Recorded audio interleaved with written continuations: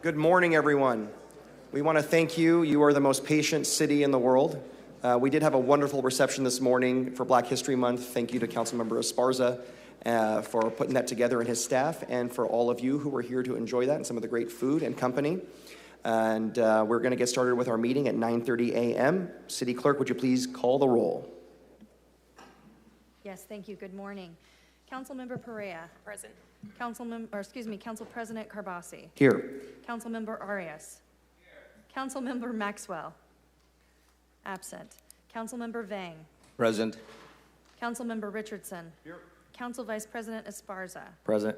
With 6 members being present, we have a quorum. And for the record, Councilmember Maxwell does have an excused absence today. Okay, next is invocation, followed by the Pledge of Allegiance. Invocation is going to be by our good friend from Northwest Fresno, Rabbi Rick Weiner. I had to throw the Northwest Fresno in there, sir. I had to do it. So glad to have you here, Rabbi. The floor is yours. It's an honor to be here. Thank you. This week, the Jewish community celebrated the new moon with a special blessing. By no accident, this coincided with the Asian Lunar New Year as we enter the year of the fire horse. And the same moment began the holy month of Ramadan on the Muslim calendar. Each of these traditions tie to the cycles of the moon. Today, our City Council recognizes Black History Month, and I can't help but think about the moon's important role shining the way along the Underground Railroad. The Council also recognizes Teen Dating Violence Awareness Month, which reminds us to take back the night.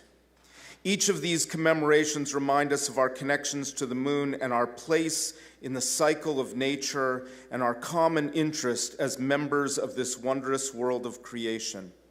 The ancient Jewish prayer for peace looks to the heavens and the heavenly bodies and wonders at their harmony as we recite, Oseh Shalom Bimramav Huya Aseh Shalom Aleinu. May the one who makes peace in the heavens bring peace, completion, harmony upon us.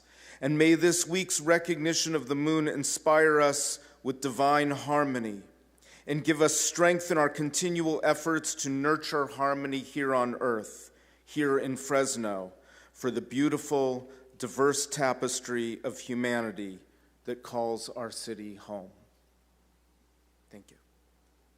Thank you so much, Rabbi. Councilmember Richardson, would you honor us by leading the Pledge of Allegiance? All right. Good morning, Fresno. Please remain standing. Face to your left, my right. Place your right hand over your heart for military. Welcome. Present the military salute and salute. I pledge allegiance to the flag of the United States of America and to the republic for which it stands, one nation, under God, indivisible, with liberty and justice for all. And before we approve the agenda, we do have so many great people here. Some of you are here regularly at meetings. We have, of course, law enforcement here. Thank you all for being here. I do want to thank a very special guest who is here, and that is our Congressman Jim Costa. Jim, you're very welcome. We do have a vacant seat if you want to come up here and vote with us today.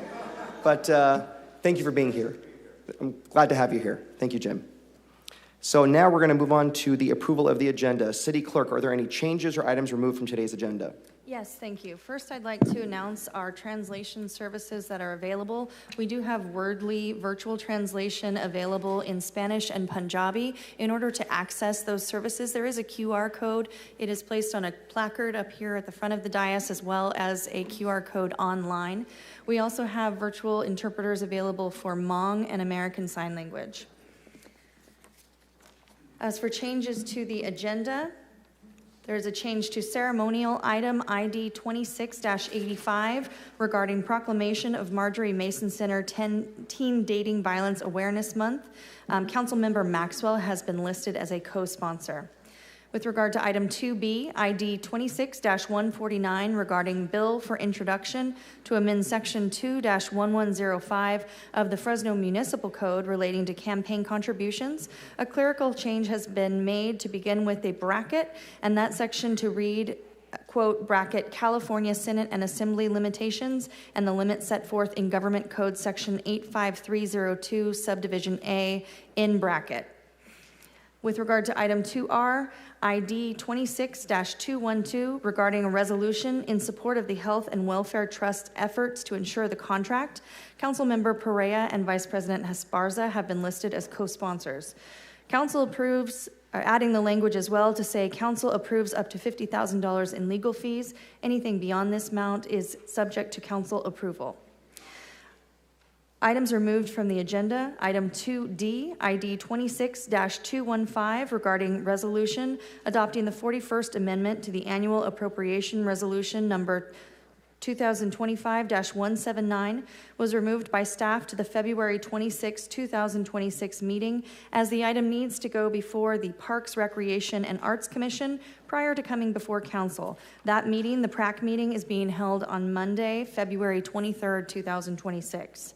Item 5I, ID 26-174, regarding conference with legal counsel, existing litigation, Government Code Section 54956.9, Subdivision D, Subdivision 1, Angela Baskerville, was moved to the February 26, 2026 meeting by the City Attorney's Office. Items moved to contested consent for further discussion.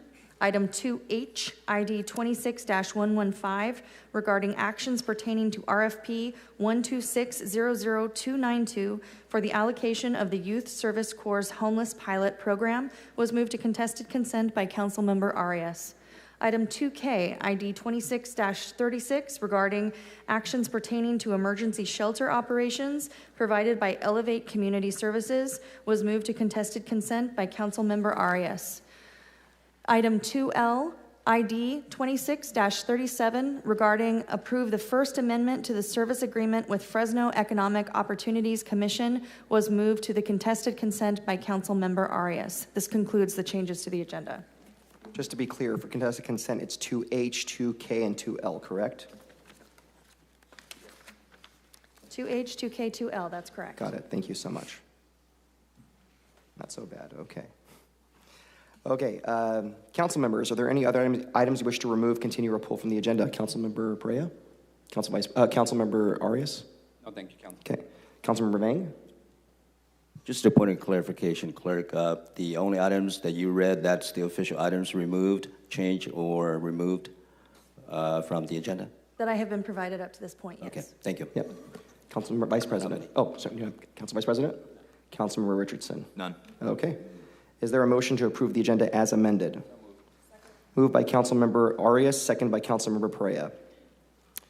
Any opposition to that motion? There being none, it passes 6-0. Okay. The favorite part of our day is the ceremonial presentations. It's when everyone gets along. And we have some great ones today. We are going to go a little bit out of order. We're going to actually start with Black History Month, and the sponsor is Vice President Esparza. Council President, I do want to take a moment of privilege to welcome our former City Councilwoman from District 3, Ms. Cynthia Sterling. And she's been granted the permission to drink coffee in the audience, given that it's one of the many perks that comes with being a former councilwoman. Thank you. Thank you. Welcome.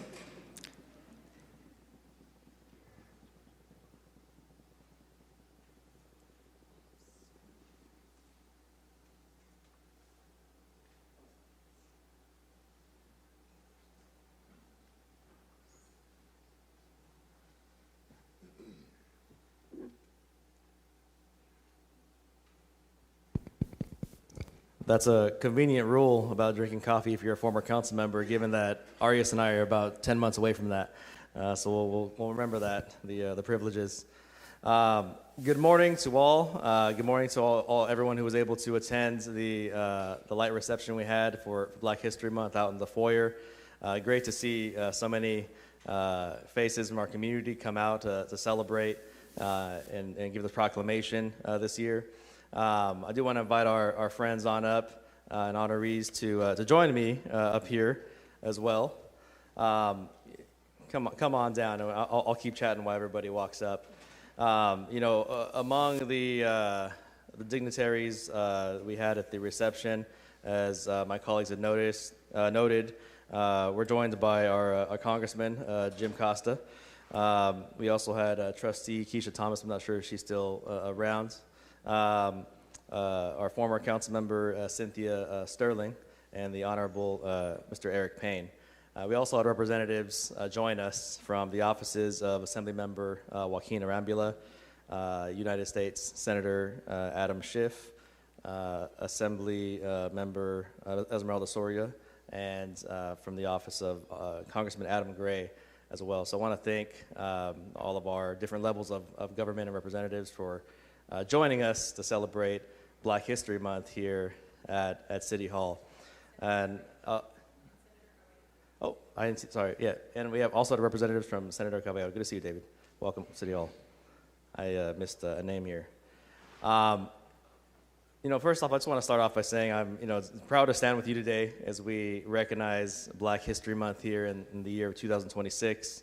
It's a historic year marking 100 years of national commemorations of Black history within our country, even though Black history goes far, far beyond that.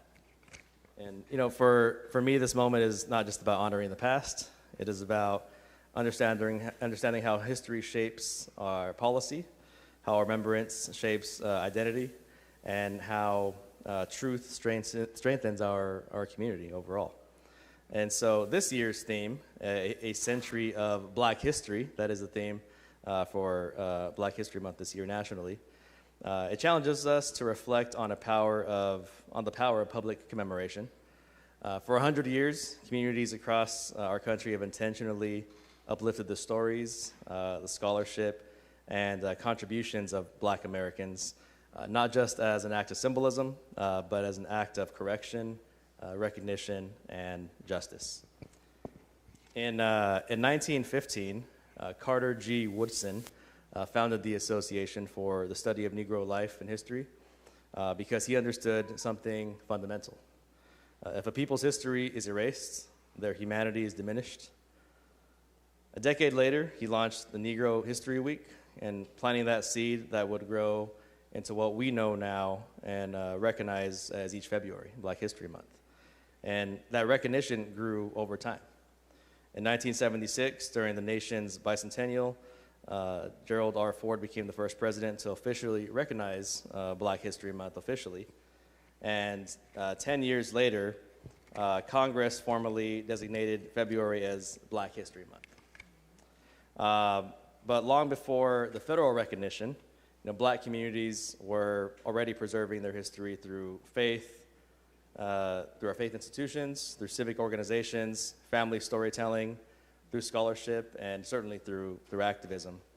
And so it's important to note that Black history is not separate from American history. It is not supplemental.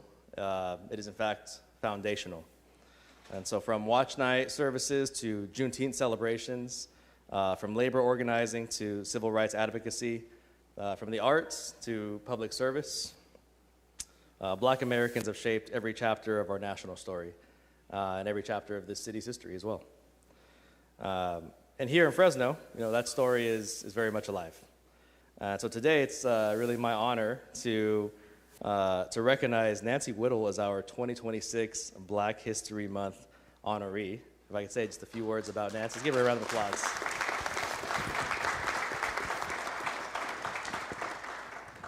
So Nancy is a distinguished social worker. She's an educator and a living historian whose work reflects the very purpose of this centennial year. And that purpose is to remember and to teach.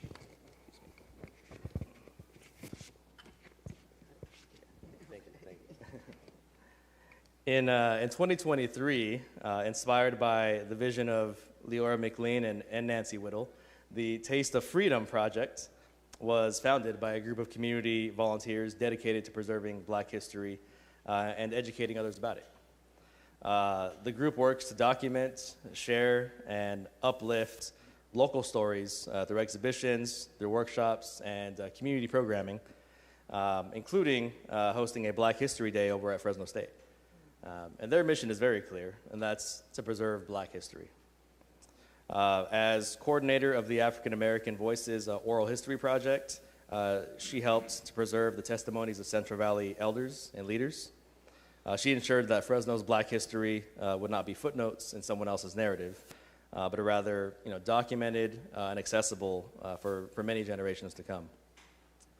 So for more than 30 years, she has portrayed Harriet Tubman in Civil War reenactments and educational programs across California. In doing so, she has brought history into classrooms, libraries, and public spaces. reminding young people that courage and resilience are part of their inheritance. And so her work has earned her Fresno NAACP Image Awards, recognition from the Fresno and Madera County Sheriff's Offices, as well as the Presidential Youth Service Award. But her real legacy is not necessarily in the awards. It is in the lives that she has ultimately impacted, the stories that she has preserved, and the pride that she has cultivated within our broader community. So as we approach the 250th anniversary of American independence in this country, this centennial here reminds us that an honest nation tells the full story of its people. Black history does not belong to just 1 month on the calendar. It belongs in our schools, in our institutions, our policymaking, and our civic engagement. It belongs in how we allocate resources, preserve neighborhoods, and create opportunity. Because when we fully understand history, I think that leads us to governing a lot more justly. So this month and throughout this historic year, let us recommit ourselves to protecting and preserving the complete story of our nation. Let us honor the scholars who began this work 100 years ago. And let us thank Nancy Whittle for ensuring that here in Fresno, Black history is not only remembered, but lived. And unfortunately, Nancy is unable to be here today. She's in DC for the premiere of a documentary, but she took the time to send in a video message for everyone. And her family, as well as the Taste of Freedom group, are here to speak on her behalf. And so I don't know if we have the video queued up, if we could hear from Nancy first before we start passing around the microphone, but we'd love to hear from Nancy at this point. Hi, my name is Nancy Eilert Whittle. I am a living historian and also the president of the Taste of Freedom Project here in Fresno, California. I would like to thank the Fresno City Council members for honoring me with this proclamation concerning Black History Month, and also express extreme gratitude for being honored for something that I truly love. I am excited to be a part of the living history world, to be able to portray someone as famous as Harriet Tubman, to meet her family. And I just remember how this all started 37 years ago when Rose Caglia, who was a very close friend of mine and also the executive director of the Fresno Historical Society, called me and said, Nancy, I have this big venue that's gonna happen. I want you to be a part of it. And I knew there was something about it because she was very hesitant. And then she blurted out, could you play a slave? And of course I said no. And we went back and forth for weeks after that. I relented. I remembered my first reenactment. It was a very powerful moment for me, especially when I went and saw a battle, and I actually cried at the battlefield because I thought about, this is what really took place. This was brother fighting against brother, friend against friend, son against father, and so on and so forth. And it just hit me how painfully real history is, and how we need to also be able to show it to people, not just have them read it, but to portray these people that lived before us and how important their lives were to us. And I see that in the faces of the students that go to it. Doesn't matter if it's from kindergarten all the way up to, say, Stanford University level. It resonates with them when they see someone come up and actually talk about that and reenact how American history was. I'm very concerned at this time that parts of history is being erased from American history. That history that shows us what we're made of, the fiber of our country, and taking away things from children, because my whole concept is, if you don't know your history, you really don't know who you are. You have no foundation. And I see that in children, because when I go up and I'm talking about speaking as Harriet Tubman to these children, a lot of them they resonate because some of them are very horrific circumstances. They're trying to survive, and they see this woman who didn't know how to read, who didn't know how to write, who was raised in terrible situation, but yet she still had family. She still survived. She was a survivor, and it resonates with them again that they can also survive. That how important education is, how important family is.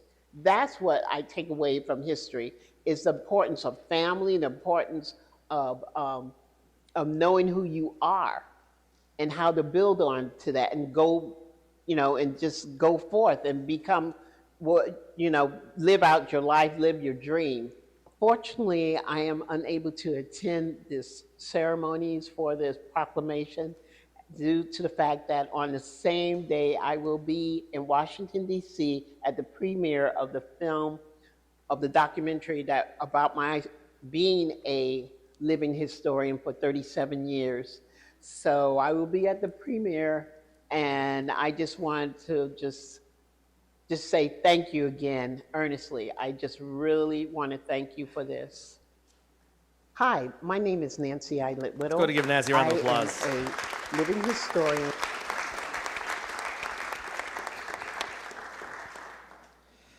So we're very proud of Nancy. She's out there being honored and going to see the documentary. In her place, we have her family as well as representatives from the Taste of Freedom Project. And so I want to go ahead and pass the microphone. Hi, I'm Alvin Whittle, her husband. All this was possible only through the Lord Jesus Christ. So we honor him today because without him, she would not be the woman that she is today. And so I'm so proud of her. And not only that, I want to say another thing, is that it is important as a human race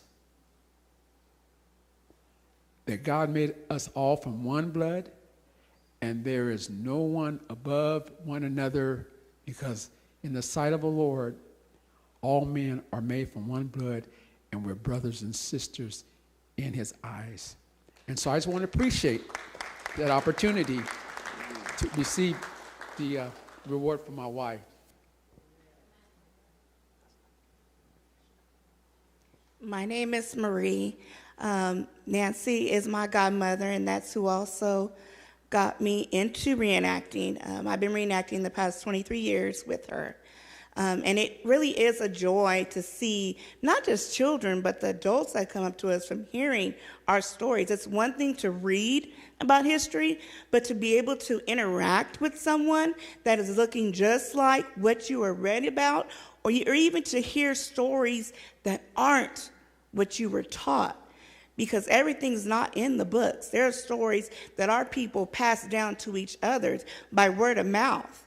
So there are these stories that we can give you. There are these answers that we can give to questions that you may have been afraid to ask. So it's important that we tell these history to be able to bridge the gap between the past and the present so that we can see where we can go and to continue to inspire people to maybe interact differently with each other. Because I always like to say, one of Sojourner Truth's most famous quotes, I believe that everyone should have rights, whether you're a man or a woman, slave or free, because we're all created equal by God.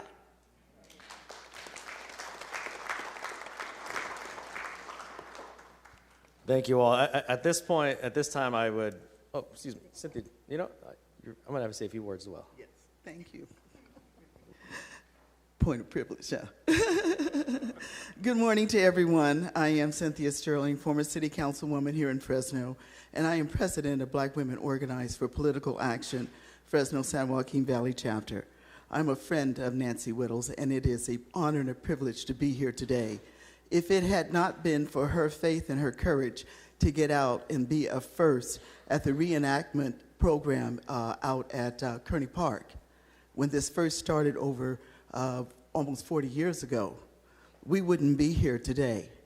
And because of Harriet Tubman, who was a trailblazer in herself and working towards freedom that we now experience today, I wouldn't be here today. And because of Harriet Tubman, through generation, my mother was born, and she marched with Dr. Martin Luther King. It allowed me then the opportunity to be here today.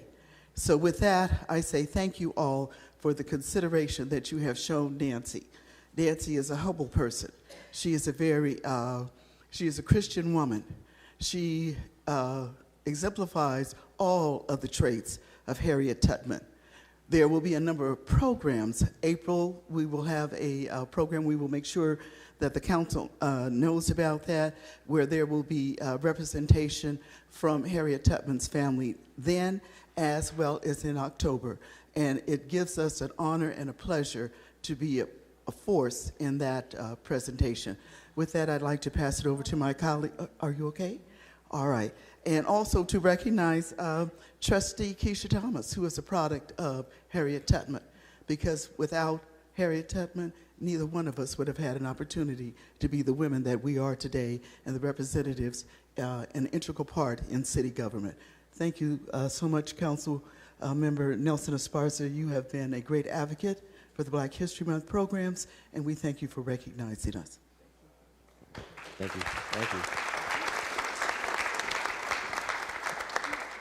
Before we read the proclamation into the record, we're going to read a record into the record.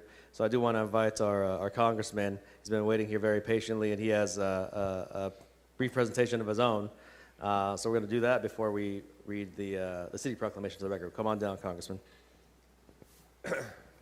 Thank you very much, Councilman Nelson Esparza, for taking the initiative and leading this effort today to observe Black History Month, and also to the City Council for allowing us to be a part of this, and staff who really reflect, I think, the best that our city has to offer. But today, this morning, we have leaders in our community that we've worked with and that really, I think, have made the understanding of the common thread of the importance of Black History Month.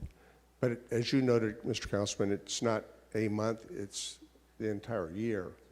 Because in 1619, it is believed about the first when sadly slavery was introduced into this country. And I really believe that it is so critical and therefore fitting and appropriate that we make this recognition this morning of the long history of over 400 years that our nation has engaged in. And today, when we have people attempting to rewrite history, it should alarm all of us. Because I think, as the poet, philosopher Santana once said, for those whom forget history, we are doomed to repeat it. And whether or not history repeats itself or whether or not history rhymes, the methods that we use, the reenactment that Nancy, as she told her story, engaged upon, is so important. I really believe that we don't teach history so well these days in our schools and civics.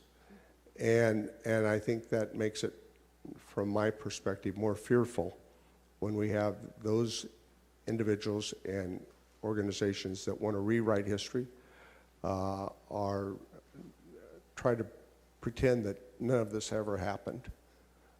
We can only move forward as a community, as a country, if we acknowledge our past, both the good, the bad, and those things that are still challenging in our nation today, such as racism, since as anti-Semitism, since as the various other, I think, efforts where we portray people and pursue the politics of fear and the politics of hate.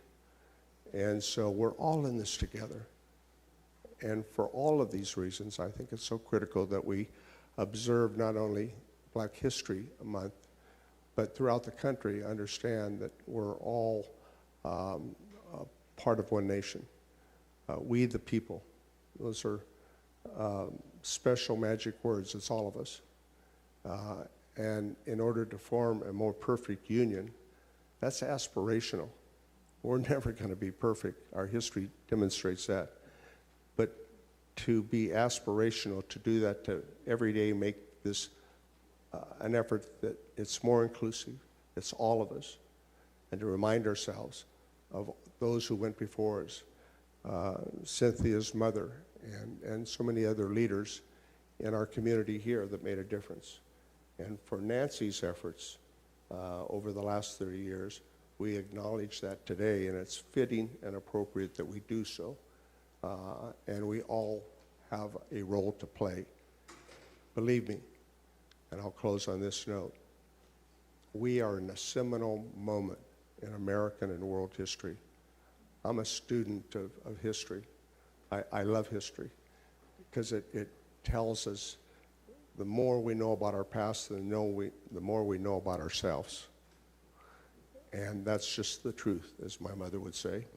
So, Alfred, I'd like to present this resolution for you and your family, but for Nancy's efforts to remind us every day that what took place in the past is relevant to the future.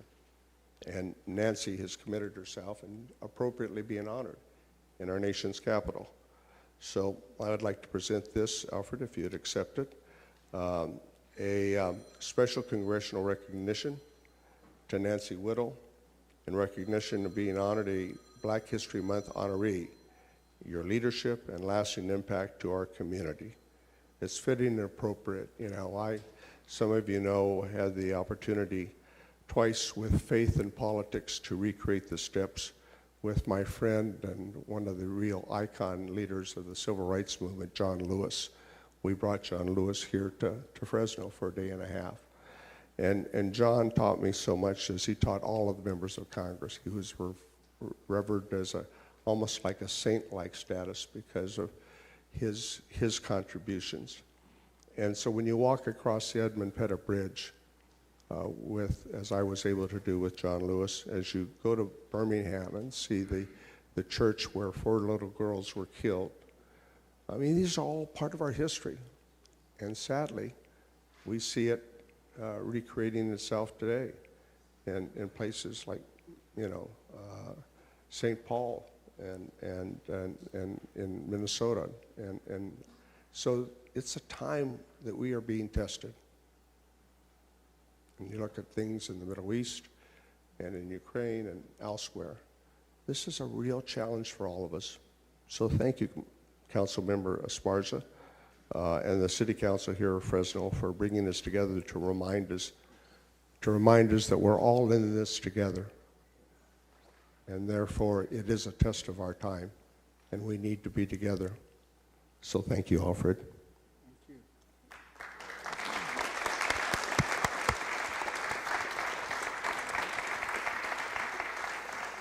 Thank you. And in the words of the Congressman, very fitting and appropriate. You know, we the last several years we've tried to find either organization or individuals that we could honor in light of the theme. And I do think Nancy was really the perfect person to be able to bring to City Hall and shine some light on the great work she's been doing for a very, very long time in this community. So it is my pleasure to present this 2026 Black History Month proclamation, a century of Black history, to Nancy Whittle. Give them a round of applause.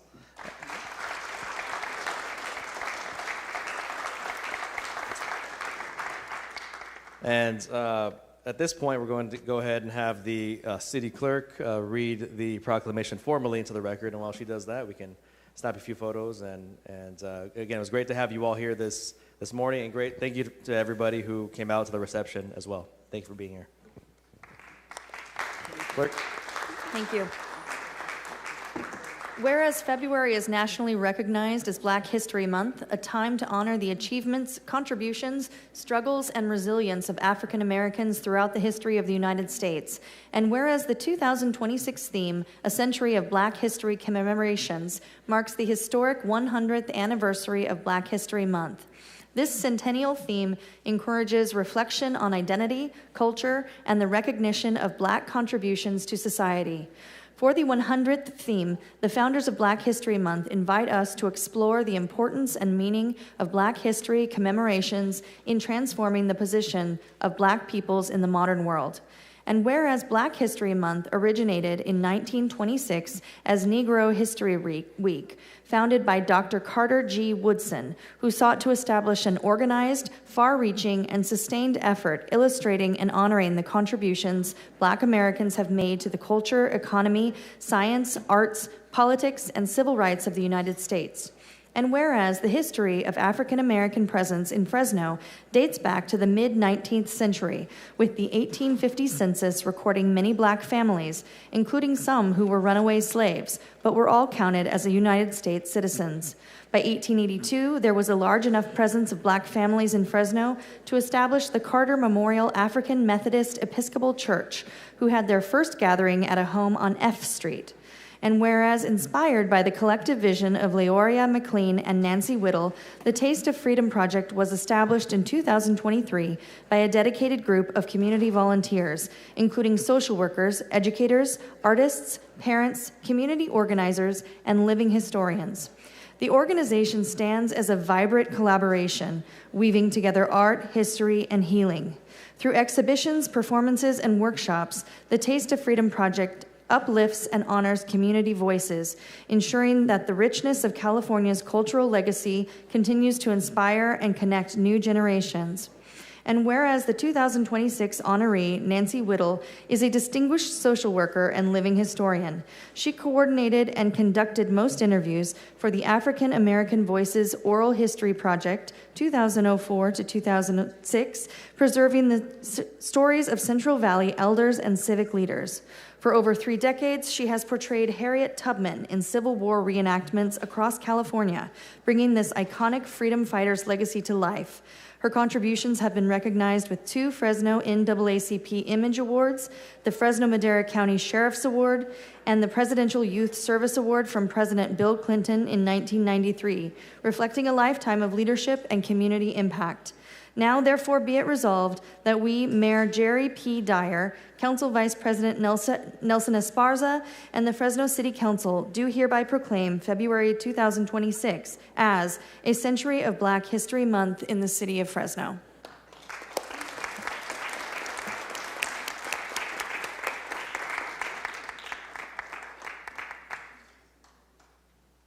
Terrific presentation by so many great speakers. Okay.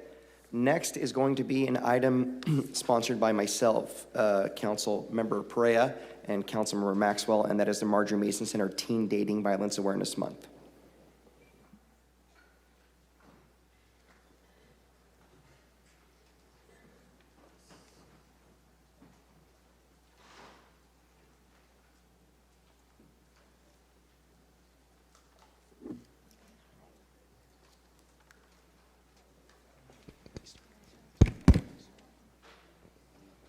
All right, good morning, everyone. So today we're standing here to talk about something that often hides in plain sight, and that's teen dating violence. This day and age especially, our teens know how to post TikToks, they know how to send text messages, but they're not always equipped with the skills to be able to identify in real life red flags, to be able to identify in real life how to set boundaries, and they often do not have parents that can set an example of what a healthy relationship looks like. And so oftentimes we have young people that are not equipped with the tools that they need to protect themselves, especially during something so scary like dating for the first time. And so it's my honor to have the Marjorie Mason Center here with us. And for as long as we need to continue to talk about this and raise awareness, you will have partnerships with us here at the city.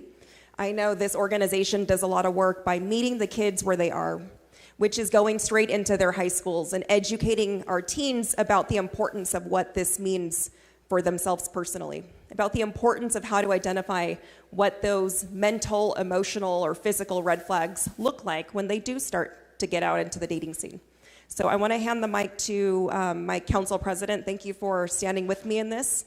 I guess this is my last year here, but for as long as we need to be here, We will continue to stand with you guys in whatever capacity that we can moving forward. Council President. And the council member is correct. Oh, please, no, please. Yeah. Councilmember is correct. We are going to continue this legacy that you've honored at the Marjorie Mason Center, making sure these issues, while very sensitive, are at the forefront of policymaking. And I know you're going to do that in Sacramento as well for us, so we're confident in that. Yes, so I'm Mike Carbasi. I'm the council president, and I'm really honored to be here today to talk about an issue. Look, I graduated high school in 2001, so I was in middle school and high school in the late 90s, and I say to myself, things must have changed. It didn't seem this complicated. The fact that kids have to deal with stalking or violent behavior in what they believe a relationship, or not knowing what a proper relationship looks like. And it seems very dumbfounding, but you know what? I bet you it was just as bad back then. We didn't have the awareness we have now. And there's tremendous opportunity because we have resources in our law enforcement. We have resources in people like Tiffany and the Marjorie Mason Center and the work you do to help educate us as people that observe and can see. Maybe we have kids of our own or nephews or nieces or cousins or neighbors, and we can identify that and be able to show them what resources are out there and show them what a healthy relationship looks like. So the Marjorie Mason Center has been a tremendous resource for us as policymakers here at this council. To be able to be, I've been on calls where officers have seen something and they say, you know what? This is a phone number. You're going to get someone right now that's going to help you, and that is the Marjorie Mason Center. And having that real-time support, it's comforting for the victims, but for the officers to go call to know they can pass that on to a trusted resource is a very big deal as well. And I'm confident Deputy Chief will talk about that in a moment. So I want to thank you for all you've done. Councilmember Maxwell is not here right now, but you are in his district, and he's very, very honored. The neighborhood around there loves what you do. You have a lot of support, and I'm going to pass it on to Deputy Chief right now, Salazar, to talk a little bit about partnership. Put you on the spot, sorry. That's okay. Thank you, Council President. Up here we have detectives from our domestic violence unit, our sergeants in our SR unit, and the lieutenant from the Family Justice Bureau. And our partnership with the Marjorie Mason Center runs deep. It runs, we appreciate their work. But with the work they're doing in the community from a prevention intervention standpoint is outstanding. And then we'll take care of the enforcement part of it. And so we're here to show our appreciation. If there was more room, we'd bring more officers, because that's how much appreciation that we have for you as an organization and what you're doing in the domestic violence issues that we have in our community. Thank you.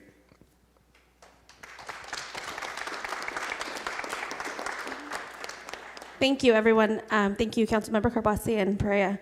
I'm Leticia Campos. I'm the Chief Programs Officer with the Marjorie Mason Center, so I oversee all of our client services, so anything that intersects with clients. And I have a great team, and you'll hear from our prevention manager in just a second, but I'm really up here just to give thanks and to continue to spread the awareness and the importance. They said it all already, but I will tell you at the Marjorie Mason Center level, especially with our prevention team and our crisis team, we see as young as 12-year-olds walking through our doors that are the primary victims of domestic violence. And so in just the last 3 years alone, we've seen high increases of strangulation on campuses. We've reported 2 campuses, both middle school and high schools. We have a very strong relationship with all of Fresno PD, but definitely our SRO, so a big thank you to them across our campuses. Just a few years ago, we lost a young lady that was a week away from graduating. And just 2 years ago, we lost a young lady that was a year after her graduation. So it's happening at such a young age. Earlier in the week, last week, I believe, I gave a similar speech, and I said, you know, when people ask, what should I do? What do I need to do? How can I be on the lookout? And I say, talk to your kids. Talk to your children about the dangers of unhealthy relationships. And I always ask folks to put yourself in the shoes of others. I won't ask you to put yourself in your own shoes, how you want to be treated or what you want to know. I'm asking you to put yourself in the shoes of someone that you love, if it's your children. Imagine your child growing up and going through something like this. What would you want for them? And then take that all in and produce it out for that awareness. And so I'm real humbled to be up here alongside all of our community partners. Like Deputy Chief said, if we had enough room, we'd bring everybody, because it really does take a village in order to continue spreading awareness. And in order to intercept a cycle of domestic violence, you got to start when they're young. Most oftentimes, all the clients that are walking through our doors, adult clients, we're hearing, well, I started this relationship when I was 14, 15 years old, and here I am at 25, 26 years old, and I'm still in it. So just some quick stats before I turn it over to Jessica here. So since August of 2023, our local data dashboard shows more than 7,000 victims under the age of 18. There have also been over 10,000 victims between the ages of 18 and 24, showing that unhealthy relationship patterns often continue into young adulthood. And these numbers represent real people in our community and highlight the need for early ongoing prevention. So this team, above all of our other teams, really is getting to be proactive instead of the reactive piece. And so we just got to keep that going, and I thank you guys again for your support. Thank you. Jessica Saylor, Prevention Education Manager. I have the opportunity of working with all of the schools that we partner with. We're in 5 school districts, 43 schools. We educated last year over 10,000 students about healthy relationships. And we're seeing an increase of students acknowledging their unhealthy behaviors and their relationship red flags, and working with my team. I have 2 of my team members here, working with them to help acknowledge and learn new ways to approach their relationships. And so really equipping students their toolboxes to have healthy relationships moving forward with good communication, healthy boundaries, consent, and recognizing those red flags. Leticia mentioned it, but we would not be where we are without the help of our SROs. They are so great on campuses, calling us and bringing us in and letting students know that there's resources available to them. But thank you to the council for acknowledging February as Teen Dating Violence Awareness Month, and I'm so excited to see what the next year holds.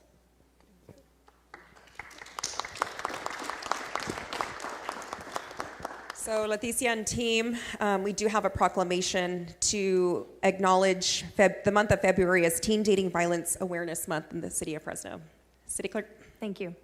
Whereas each year, an estimated 1 in 3 adolescents in the United States experiences physical, emotional, or verbal abuse from a partner, and many more experience controlling behaviors, digital harassment, or threats to their own safety.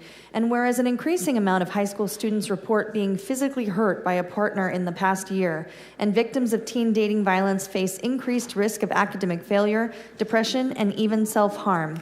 And whereas college-aged and transition-aged youth experience unique relationship dynamics during critical periods of independence and identity development, research indicates dating violence, sexual violence, and stalking occur at disproportionately high rates among this population, negatively impacting mental health and overall well-being of these individuals. And whereas parents, guardians, educators, and community leaders play a vital role in prevention by encouraging conversations about healthy relationships, boundaries, and consent. This can help ensure that young people know how and where to seek help when they or their peers are in danger. And whereas each February, the recognition of Teen Dating Violence Awareness Month, along with community partnerships such as the work of the Marjorie Mason Center and No More Peer Educators, provides an important opportunity to raise awareness and work to end the cycle before it begins. Now, therefore, be it resolved that we, Mayor Jerry P. Dyer, and the Fresno City Council members do hereby proclaim February 2026 as Teen Dating Violence Awareness Month in the city of Fresno.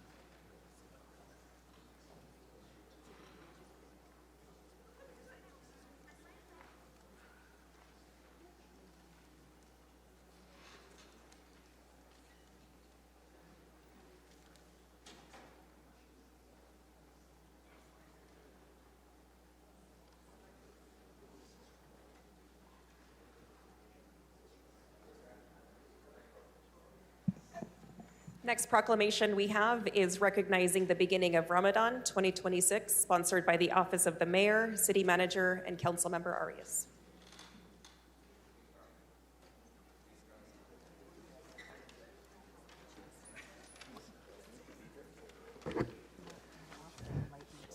Yes, it is. Good morning to everyone. We are the last presentation, but I think the most important presentation for this morning. We are here to recognize the official beginning of Ramadan. It is observed by millions of our brothers and sisters in the Muslim faith, and we wanted to take a moment to recognize that. So I'm going to ask Hina Fatima to take over. Good morning, Assalamu alaikum, peace be to you, and Ramadan Kareem to anybody who is celebrating. So I am Hina Fatima, I'm with CARE, which is Council on American Islamic Relations. With me, I have my colleague, Waleed Tahir here. We express our deepest gratitude to you for presenting this Ramadan recognition resolution. It's an honor for us to be standing here to accept this resolution. I also have with me here some community members, Eileen Garan and Hanan El-Misri. Their presence basically reflects our shared commitment and towards service and advocacy.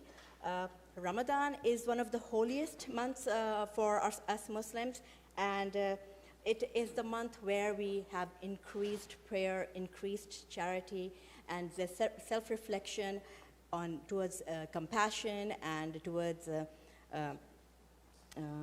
self-discipline. It is a month that calls us to care for the vulnerable, to strengthen family and community bonds, and to renew our commitment to justice and mercy. Recognizing Ramadan acknowledges not only a time of spiritual renewal, but also the shared values of empathy, generosity, and community that strengthen our city. The resolution sends a powerful message that Fresno is a place where all communities are seen, valued, and cherished. We are deeply honored to accept this proclamation with appreciation and hope and look forward to continuing to work together to build a Fresno rooted in dignity, understanding, and shared humanity. Thank you so much. Thank you, Mrs. Fatima. And this is a part of Fresno I love. Most people see us as the 9th most diverse city in the country. But when you come to a council meeting today, we heard from our Jewish community, and we're also hearing from our Muslim community, and facilitated by our Catholic community. And then we're going to turn over to our Greek community, because that's exactly who we are on a day that we celebrate our African American community. And that's just a representation of who we are as a city, and we're very proud and we embrace it. And we hope that you, as a community, feel that the city loves you and that you're part of us, because you are brothers and sisters, and we take that seriously. Our mayor is going to be here today, but we shipped him out of Sacramento to fight to protect our taxes. In his place is a well-versed city manager, Georgianne White. Thank you, Councilmember.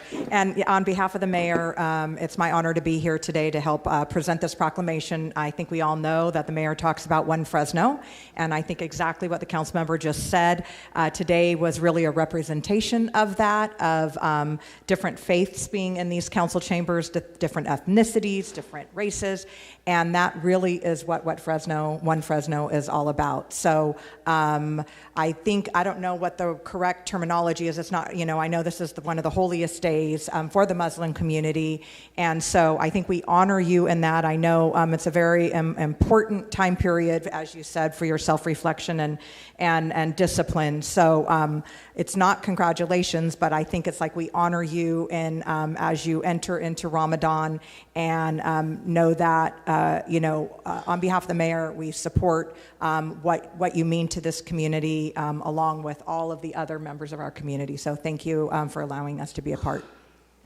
Thank you. City Clerk, would you read? Oh, before you read, go ahead. Also, just, when I came in the morning, I was almost about to break my fast. The food, the breakfast was amazing, but we missed it. But thank you everyone for arranging that. Thank you. I'll start with Salamu Alaikum, with the Muslim greeting way to greet everyone. It's peace be upon you, everyone. My name is Hanan El-Masri. This is my 10th year to live in Fresno, and I'm an interior designer.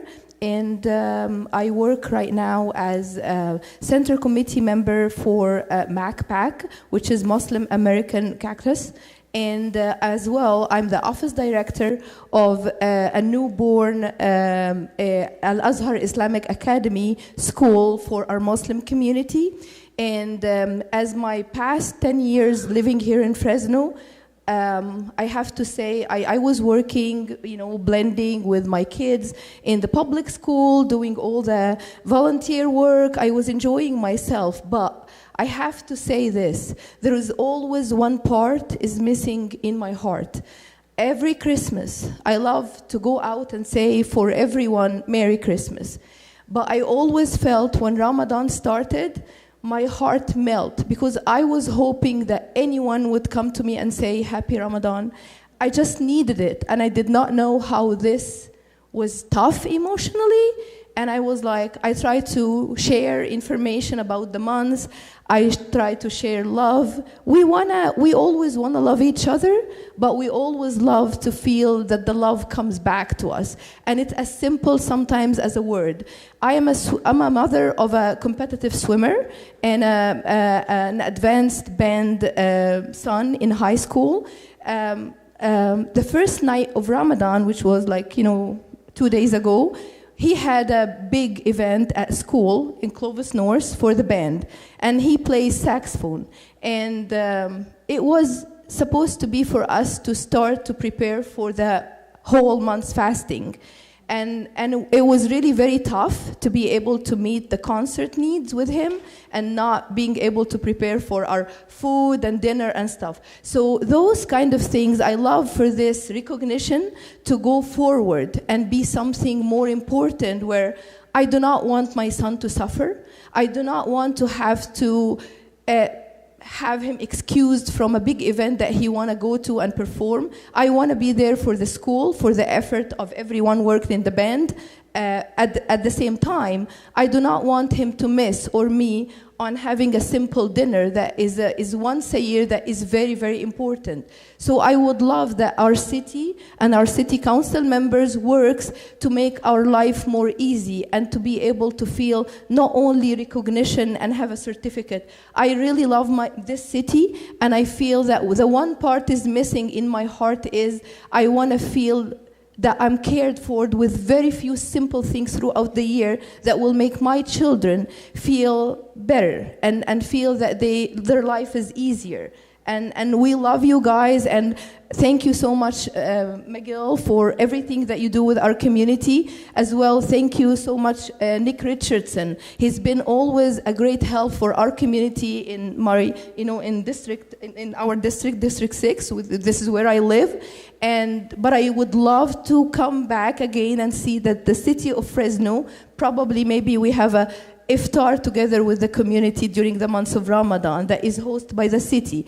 I'm trying to support my Muslim children with working at the school, but I do not feel that we have to do that. I feel like working at a Muslim school community to teach some more about the religion and the Arabic language, still we do not have to be isolated to feel that we are part of the city. We should still feel the city honor us and honor our big events. Thank you so much for listening to me and being patient today. Thank you. Thank you, of course. City Clerk? Thank you. Whereas Islam is one of the world's major religions with over 2 billion Muslims globally and thousands residing in Fresno, reflecting the city's rich cultural, ethnic, and religious diversity, and Muslim residents continue to contribute meaningfully to Fresno's cultural, educational, and socioeconomic vitality. And whereas Muslim Americans have played a vital role in the history and development of the United States, making significant contributions to fields including medicine, agriculture, education, science, business, law, public service, and civic engagement.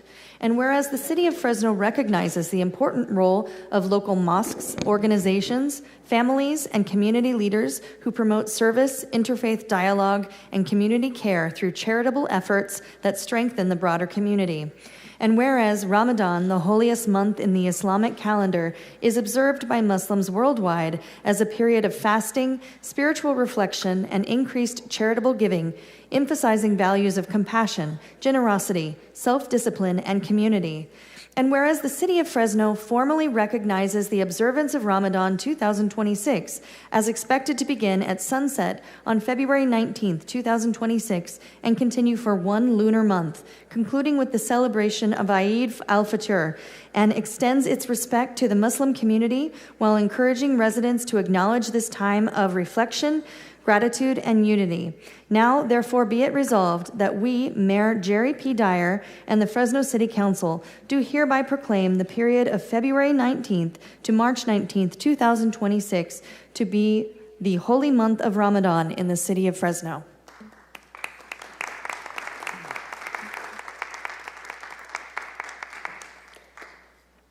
Thank you so much, Council Member. And we're going to move on to our last proclamation.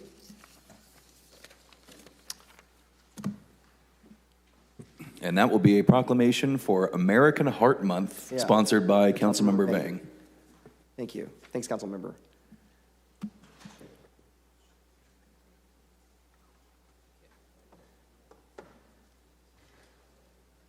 Good morning. Good morning.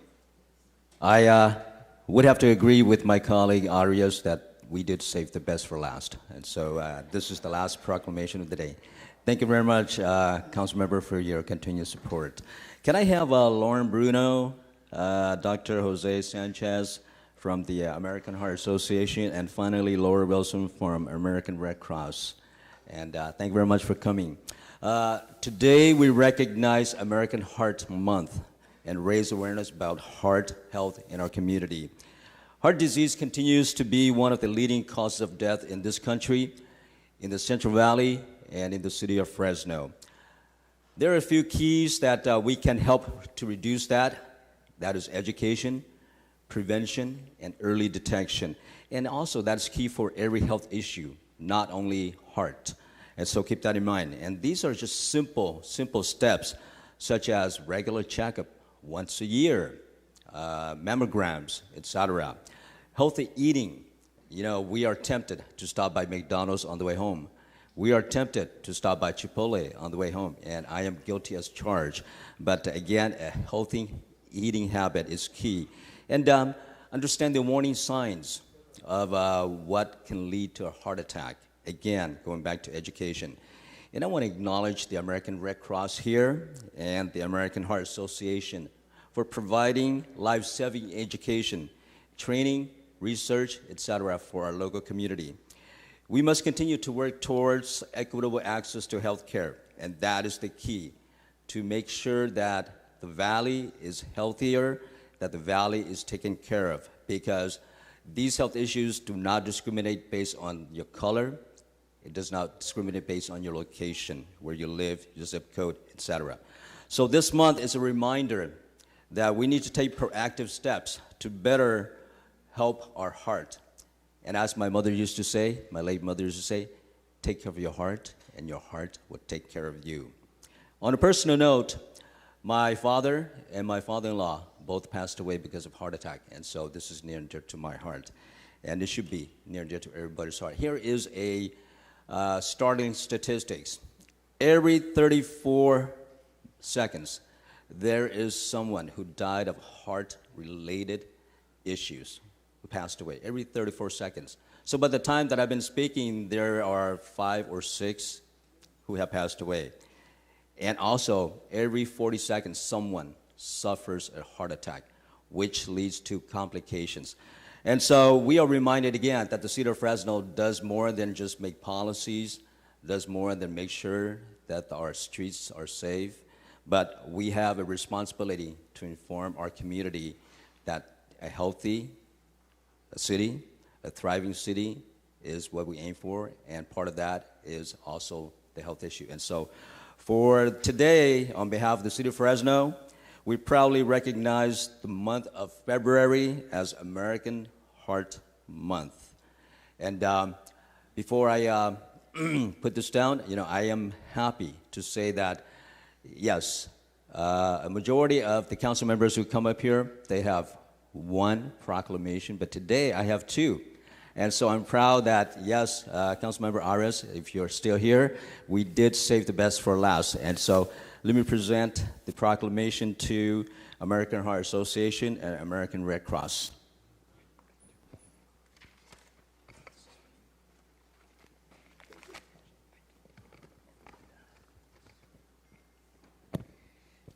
I am happy to be here on behalf of the American Heart Association to accept this proclamation declaring February American Heart Month. My name is Jose Barral Sanchez, and I am an American Heart Association board member in the Central Valley.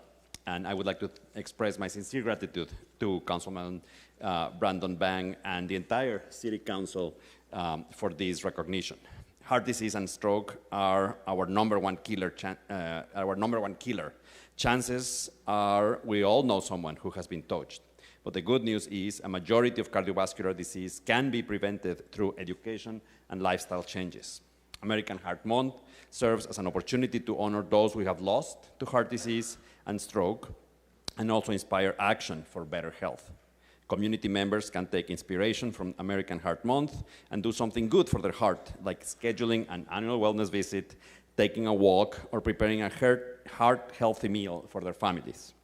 Information, ideas, and resources about heart-healthy living is available on the American Heart Association website, heart.org. That's really easy to remember, heart.org. Thank you so much, Council Member. Thank you.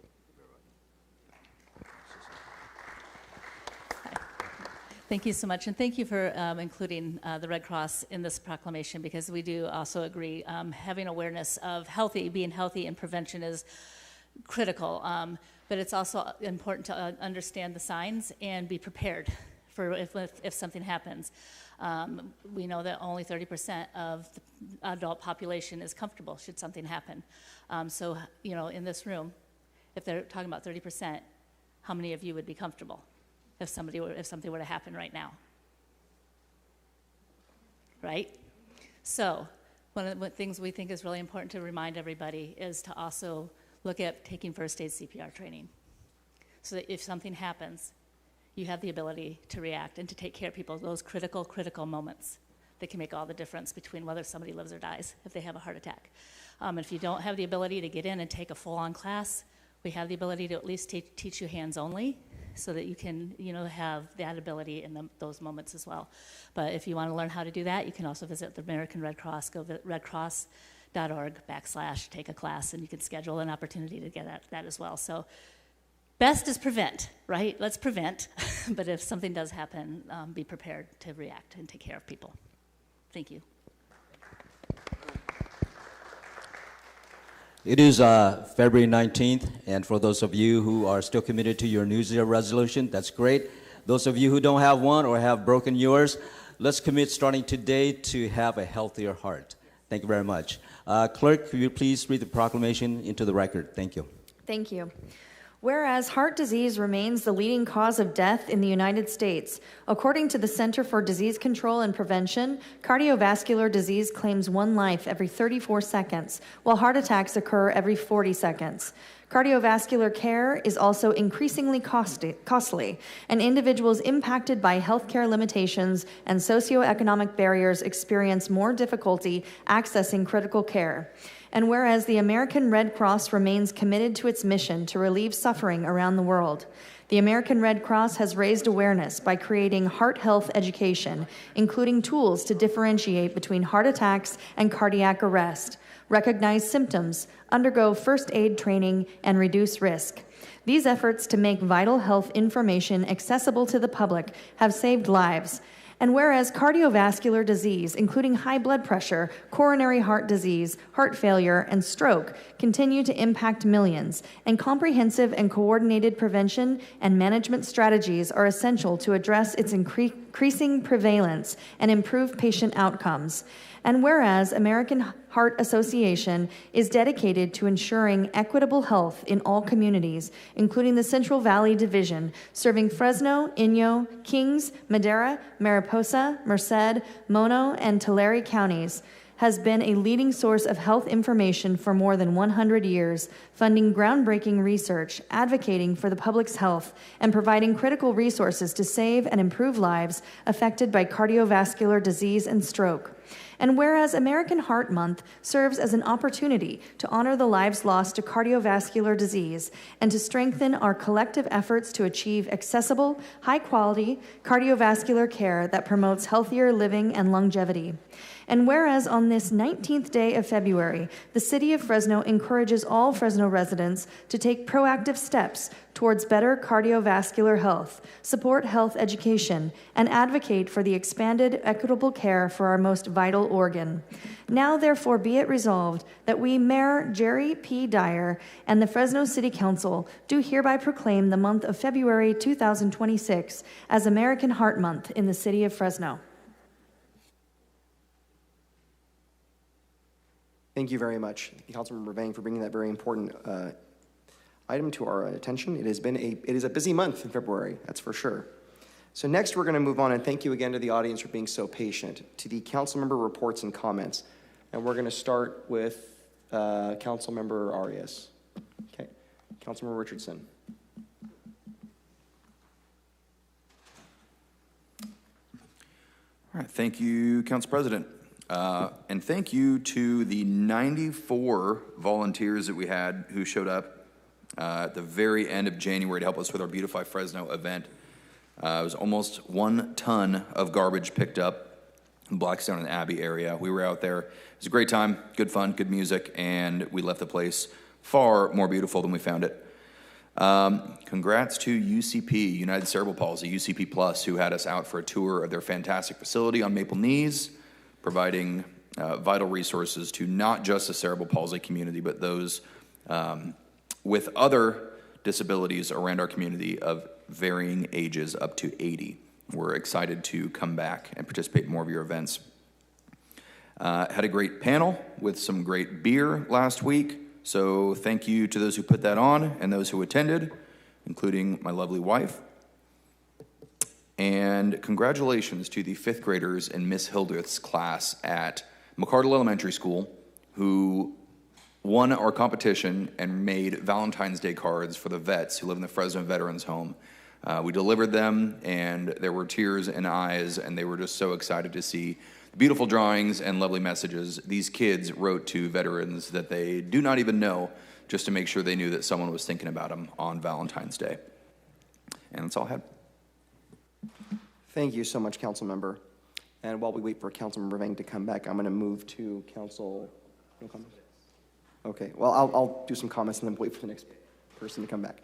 Just a couple brief things. One, I really do want to thank my staff for the work they did arranging a press conference earlier this week on a very rainy day in Fresno, but we had Jim Costa in here earlier, and for the last 2 years we've been working to secure more federal dollars to support the San Joaquin River.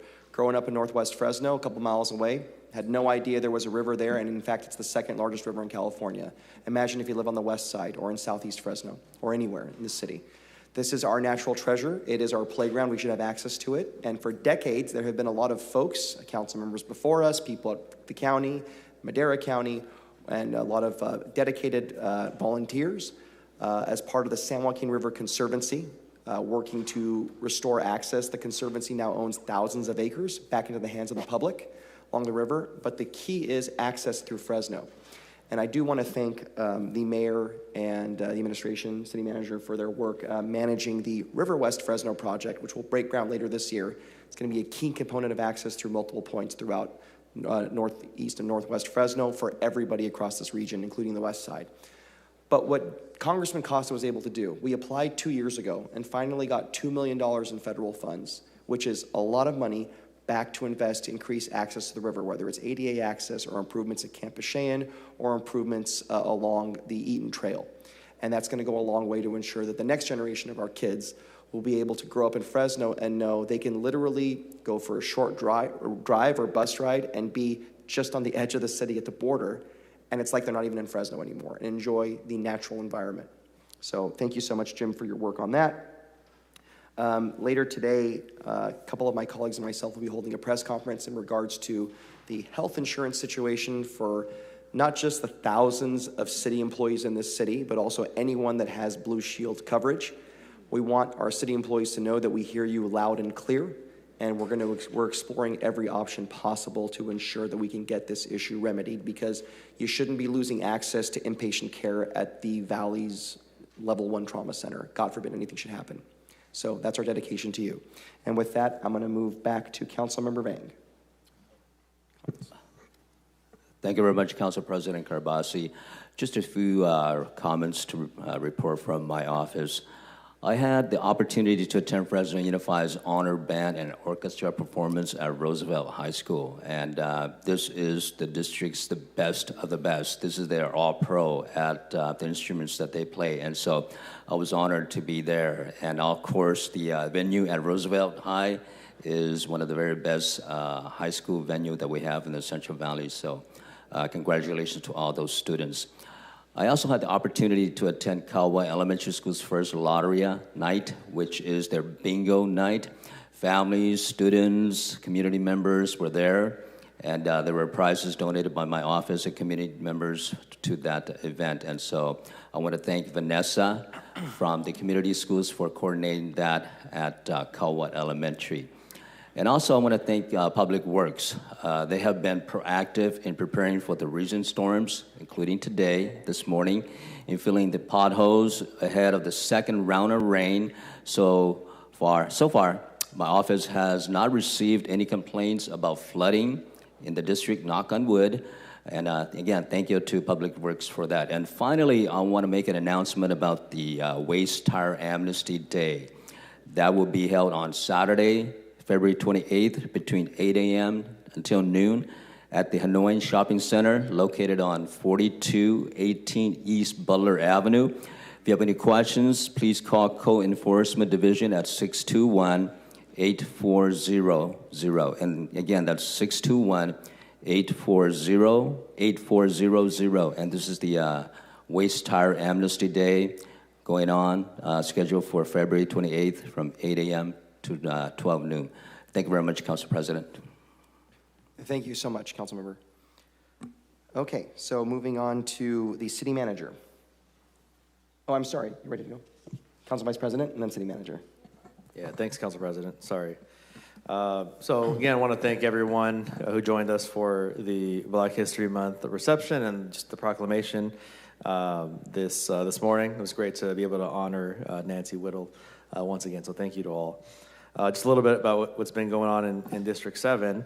Recently, our District 7 staff, along with dedicated volunteers, participated in the Beautify Fresno cleanup event over at Webster Elementary.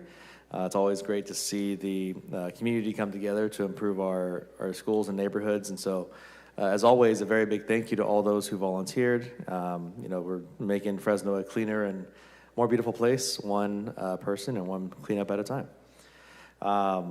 Earlier this month, we celebrated the 95th anniversary of the Mexican consulate in Fresno. I joined Council President and Councilmember Arias in honoring them. As many of you know, the consulate provides vital services to our residents and serves as a very important connection to Mexico for many families, from assisting with their documentation to fostering their cultural ties. They remains a pillar of support for our community. So proud to have marked that milestone and look forward to continued collaboration with them. And lastly, probably my favorite here, I was very thrilled to attend the grand opening of El Premio Mayor's new location in District 7. If you haven't ever tried the tacos at El Premio Mayor, I recommend that you do. They're life-changing. And they've been around since 1996.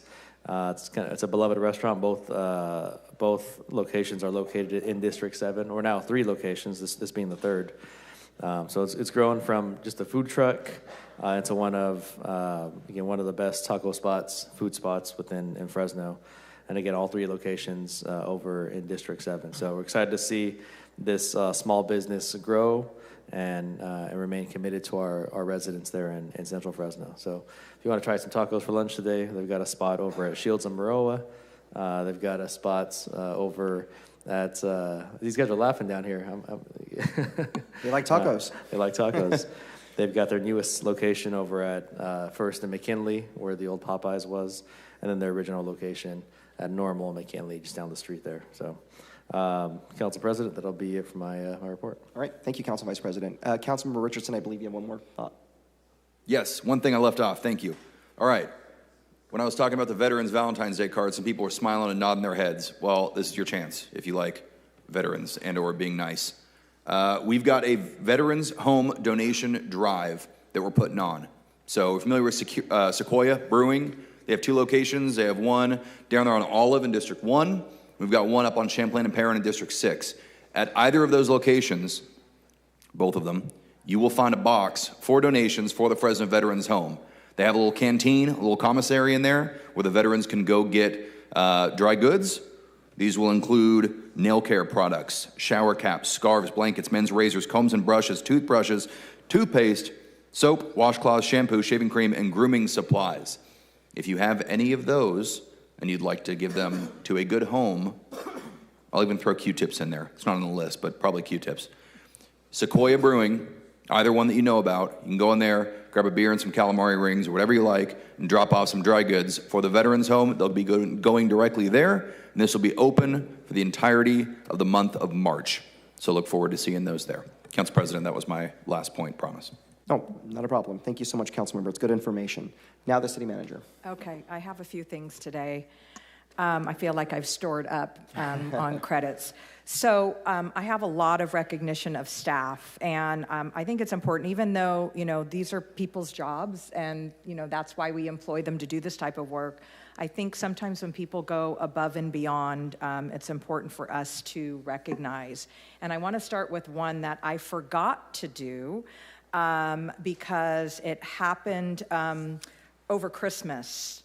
And we had a pretty significant water line break at Minnewawa and Pitt I believe it literally was Christmas Day, where we had 13 feet deep water, and we had crews out there working in several inches of standing water to try and troubleshoot, get the valves closed. Go door to door to let people know their water is going to be turned off at a terrible time, Christmas. I think this neighborhood banded together because the houses whose water were turned off, their neighbors had hoses connecting to their homes to be able to have water in their homes. But we had a whole gaggle of city employees out there that were just so Johnny on the spot and just total commitment and exceptional commitment to the residents of Fresno. And there's a whole bunch of names, and I'm going to zip through them really, really quick. Thomas Correa, Mike Baccioni, Roberto Vitucci, Jose Rangel, Travis Rogers, Jimmy Lopez, Joseph Sanchez, Rick DeLira, Jesse Trevion, Daniel Garcia, Augustin Antunez, Mike Capley, Jeff Battalion, Billy Sanders, Orlando Sovanasan, I'm so sorry, Orlando, Julio Cuevas, Jacob Seltzer, along with our leadership staff. Amazing. And then, I don't know why this always happens on holidays. Christmas Day, let's fast forward to this past Monday, also a holiday, and a break in Councilmember Esparza's district at Millbrook and Bond. That had a neighborhood also dealing with a significant water break where their water had to be turned off and boil notices. And in addition, the team banding together, streets coming out to, there was a pole that was at risk of falling over in the water, and they were able to get out there very quickly to stabilize that pole. So I don't have the specific names of that team, but I also want to thank all of the DPU water staff and public works staff for their efforts in getting that situation under control very quickly. Last but not least, I'm sure all of you have heard about a project we have going on at Blackstone and McKinley. And obviously, the city had 18 properties that are involved in one way or another. And we've had vacant buildings and fires, and we were able to get capital projects and general services purchasing together a team to get everything in line to get those buildings demoed very, very quickly. So we had a little bit of a slow start, but boy, we then moved like gangbusters to get the vacant buildings that we have possession of down. And I want to acknowledge the people who were involved in that, Adam Lee, Tamara Clark, Nancy Bruno, Elsa Rees Delgado, Adriana Gonzalez, Julie Zach, Deborah McGarry, Andrew Escobedo, Brett Wong, Robert Cron, Brian Kujawski, Antonio Buelna, Denix, our fearless leader in capital projects, in addition to the General Services Department purchasing staff, Brian Barr and Melissa Perales, who are very instrumental in getting us through a very quick informal bid process. I'm sure I've missed other people. Nick Macia, my ACM, who oversaw that effort. So thank you, any people who I have missed. Thank you so much. When we come together, it's amazing what we can get done. Last but not least, I want to talk about the mayor's not here today. He's actually not in Sacramento, he's in Berkeley. Today is the League of California Cities board meeting where the vote is happening on the redistribution of sales tax for online distributors. We have been fighting this effort. I know Councilmember Arias has been very involved in this as well. And unfortunately, a proposal has made it through the League of California Cities committee structure to make it up to the board level. This proposal would have our sales tax change from the current distribution where because we have the centers, we get 100% of the revenue to a 50-50 split as to where the sale was instituted. That would result in anywhere of a $12 to $15 million loss of sales tax revenue in our general fund. We feel very, very strongly that the purpose of the League of California Cities is to protect cities and unite cities. This has been extremely divisive within the League of Cities because there are winners and losers pitted city against city. And frankly, we think we're very, very disappointed that it has made it this far. So anyway, the mayor is sitting at the board meeting today, doing everything he can to be able to get this issue voted down. So that's why he's not here today. I am on the edge of my seat. The meeting starts at, I think, 1 o'clock. So I'll keep you all posted if we're still in session. But I asked Santino, who's with the mayor, helping to staff the mayor today, to text me as soon as the vote happens because I'm on the edge of my seat. Not that a league vote can implement this, but I think, using the bully pulpit of the League of Cities to promote an issue to the legislature, I think is a pretty dangerous situation. So that's all I have, council members, and I appreciate you allowing me the time today to take a little bit City extra Manager, time. just for the benefit of the public, this to me is a pathetic power grab. I want to be very clear for the public. So we have these distribution centers here in Fresno. We bear the burden of those distribution centers. And now someone, let's say in Berkeley, or someone else that orders something supplied by our distribution center, they're going to get half that tax revenue for doing nothing. Correct. And it's my understanding that this initiative was originally started by the now retired city manager of Rancho Cucamonga. And apparently Rancho Cucamonga has like a lot of brick and mortar, like mall, really great stores, I'm sure. And so it was like, we need to protect the brick and mortar, if people are going to order online. First of all, we don't want distribution centers in our city, but for those of them we want to capture 50% of the revenue. So I think the mayor always uses the example as, right, so Pismo Beach, right, it's called Fresno Beach, right? How many people do we have going to Pismo and Morro Bay? And we don't go to them and say, hey, we want, half of your revenue from all of our people that are there over the summer. We don't go to Disneyland and say, hey, we want the revenue of our people that go to Disneyland. So the idea that one of our economic development drivers that we had in our city, that, as you said, we bear the burden, that other cities would, after the fact, come in and be able to capture 50% of the revenue, which was never what the plan was, is really, really disappointing and frustrating. Well, it's a slippery slope. I know Councilmember Arias is going to speak in a moment. It's a slippery slope, and we could play that game too. All those tech companies, we benefit from them. Maybe we'll start saying, hey, you have ads in our community. We're going to start taking revenue from all those Facebook ads and Instagram ads and all that stuff. So if they want to start going down the slippery slope, we're going to be very aggressive to protect our tax base. Councilmember. I would simply add, Council President, that of note, that city that's proposing this change actually passed an ordinance that doesn't allow distribution centers to open in their city.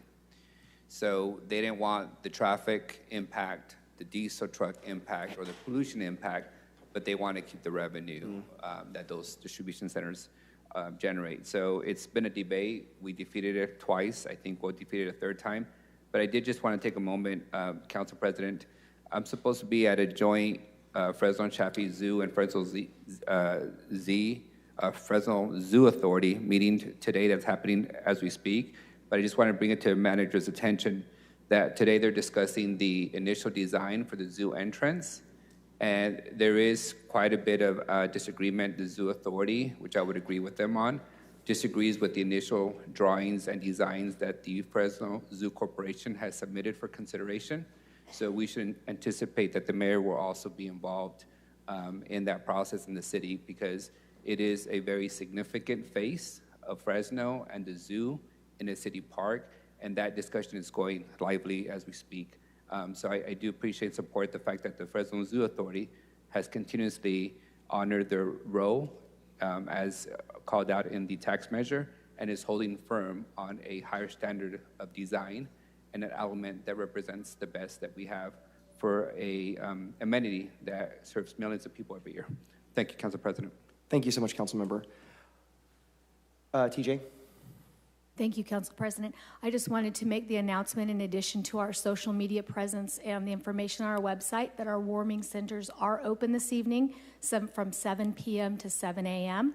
They're at Ted C. Wills Community Center, Mosqueda Community Center, and Maxie L. Parks Community Center.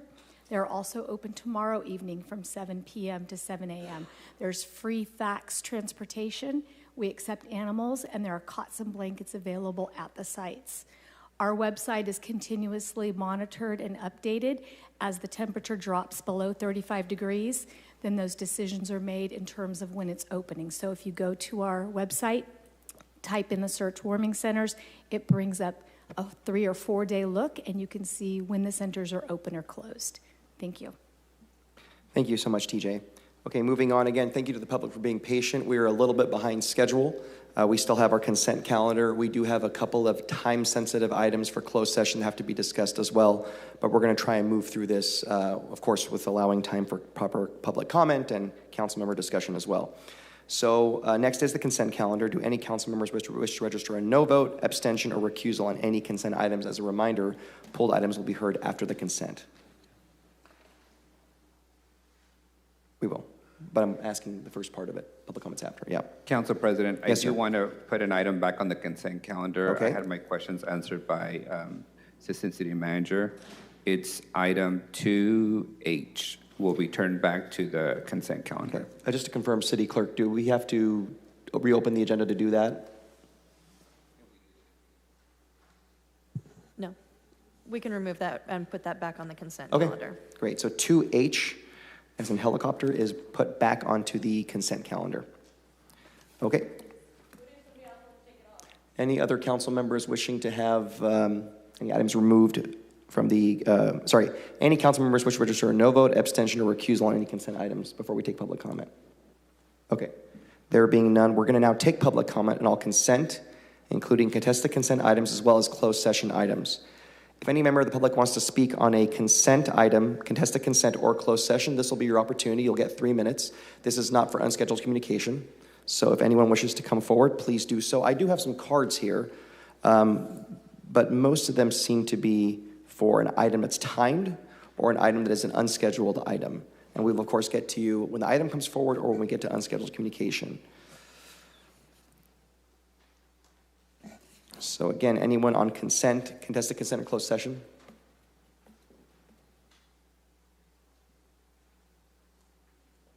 And then Des, I did promise that we'll get to your unscheduled before lunch. Unless you want to do it now. Soon. I feel like I'm about to have a heart attack. Y'all need to call somebody.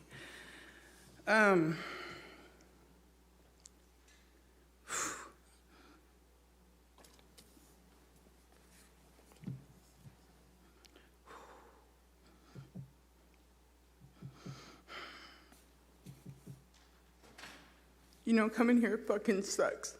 I have severe anxiety. And to come battle you guys, I need to talk about the fucking consent, but I'm having an anxiety attack right now, so I'm trying to do it in a timely manner and fight this fucking anxiety. On the consent, you guys are sending youth to shelters. Come on, I'm fighting a battle out there right now. We're gonna take money and we're gonna give it to organizations, and I'm worried about one of them because they're currently in litigation right now for wage theft. What are we gonna do, wage theft the kids? We have had, my own daughter worked at a shelter. She never got into what she's into right now until that, and I have preached against youth working out the shelters, being around crisis shelters. You guys are going to fail these kids, or is that the point?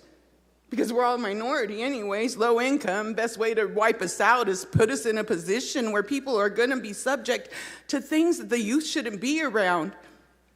That's not what my anxiety is for. My anxiety is for everything that's been happening in Fresno these past couple weeks. But I got to speak on consent, and I'm really concerned because my own daughter, you guys have seen it, everybody that's watched my page knows how much I regret asking her to go work there at 18 years old. I regret it. Because look where she's at now. Look what she's doing now with her life. All that happened when she was influenced because of stuff that she's never seen before. This is what you're going to do to this youth. I don't understand. They better be working in an office somewhere, you know, helping out with paperwork. But if you put these kids and keep on putting them out there on the streets doing outreach, you're subjecting them to a lot more. You have officers in schools and high schools to protect the children. As soon as they graduate, just throw them into the wolves, right? Who cares what they see then? You got officers protecting our high school kids, but you're not protecting them once they graduate. This makes no sense. Please make it make sense. Do not allow any organization to use the youth 18 to 24 in any outreach or in any shelter. Seriously, you guys will be subjecting these kids to things that you guys talk about that's out there already. Help protect them. Show us that you're going to protect our youth because they're going to be sitting up there, and I hope they do make it to sit up there. Don't allow them to work inside the shelters. Don't allow them to do outreach. And I mean trauma-informed care and counseling for this youth because the stuff that you see, I'm dealing with 11 years of the shit that I've seen on the streets, and it's going to take me a long time to get over this trauma. So I am proof in front of you of what happens when you're constantly dealing with what's out there. Thank you, Des. Anyone else would like to speak on consent, contested consent, or closed session? This will be your time.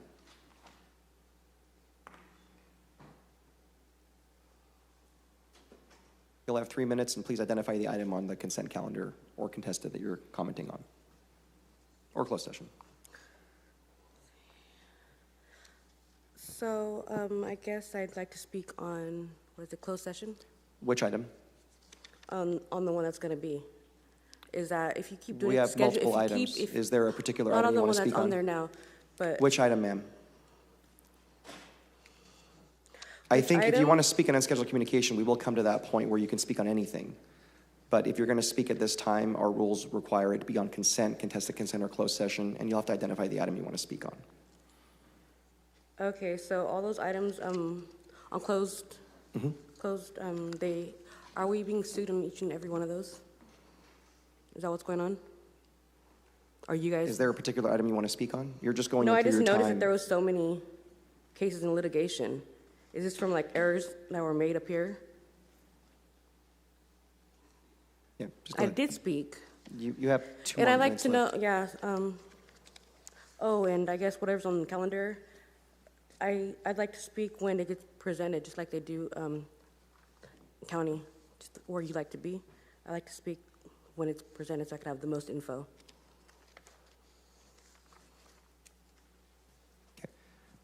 All right, anyone else wishing to speak on consent, contested consent, or closed session? Okay, thank you all again. So we're going to move this back to the council. At this time, is there a motion to approve the balance of the consent calendar?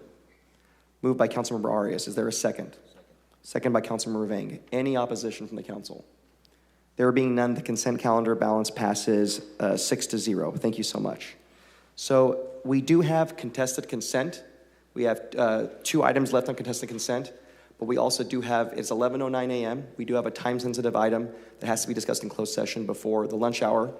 We're going to break in just a moment to go to closed session, which the roster will be read off by the city attorney. It's a little bit of a different day, I apologize. We may come back before lunch, report something out from closed session, and resume business. But if we don't come back by noon, we'll return at 1:30 after lunch and continue with the rest of the business for the day.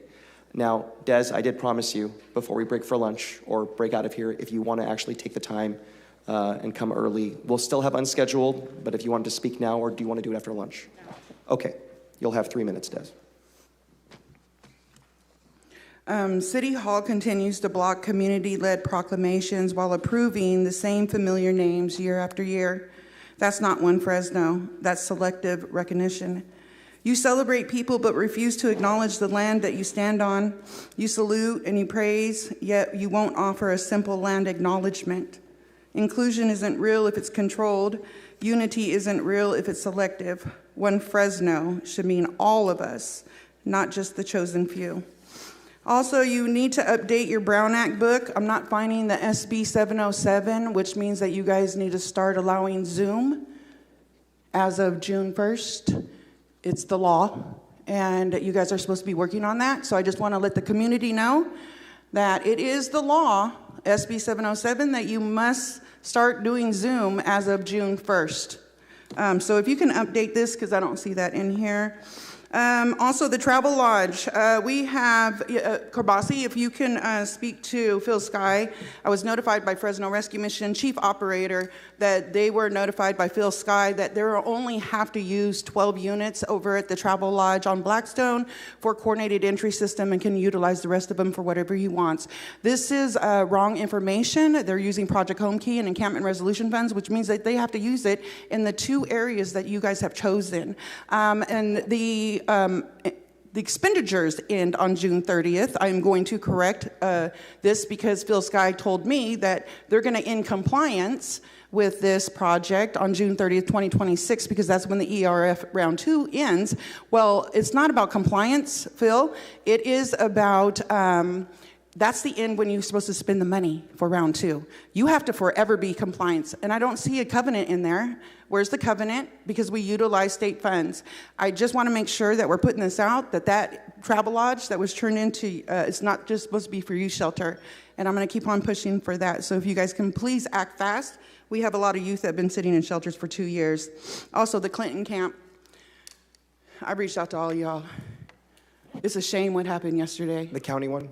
It's a city. I was on, no, you guys don't understand. They were 10 feet from the city line, 10 feet. And if it didn't rain, I would have had them on the city side because I was just going to take them off the wall. The temple, I called them, I talked to them. It's a shame what the report went out. It really is because that's not what he intended. He said this camp reminded him of the refugee camp that he grew up in, and he did not want it destroyed. He only reached out to the media to get your guys' attention and the county's attention, anybody's attention to help the folks. But not everybody got help. They got a 3-day motel voucher, so in 3 days, 2 days now, they'll be right back out there. And everybody was not taken. There were people that were left behind, and yes, 18 people did want services and 2 didn't because those are the ones with the trailers. So not everybody got it. So I hope that they get the reports right. You guys can come out there and see for yourself, talk to the folks yourself. They will tell you. Okay. Thank you, Des. And I'll talk to Phil. Okay, with that, we are going to break for closed session. At this time, the city attorney will read the closed session roster, and then we will potentially return before lunch. If we're not back by 12, we'll be back at 1:30. Thank you. Today in closed session, we have item 5A, conference with labor negotiators, all units listed on the agenda. Item 5B, conference with legal counsel, anticipated litigation, Levitt versus City of Fresno. Item 5C, conference with legal counsel, anticipated litigation, one potential case. Item 5D, conference with legal counsel, anticipated litigation, City of Fresno versus Centers Veterans Group, LLC. Item 5E, conference with legal counsel, anticipated litigation, one potential case. Item 5F, conference with legal counsel, existing litigation, Curley versus City of Fresno. Item 5G, conference with legal counsel, existing litigation, Titelian Company, Inc. versus City of Fresno. Item 5H, conference with legal counsel, existing litigation, Park 7 LLC versus City of Fresno. Item 5I, conference with legal counsel, existing litigation, Baskerville versus City of Fresno. Item 5J, conference with legal counsel, existing litigation, City of Fresno versus the United States of America. Item 5K, conference with legal counsel, anticipated litigation, City of Fresno versus Zhao Hujin Guzhong Hong.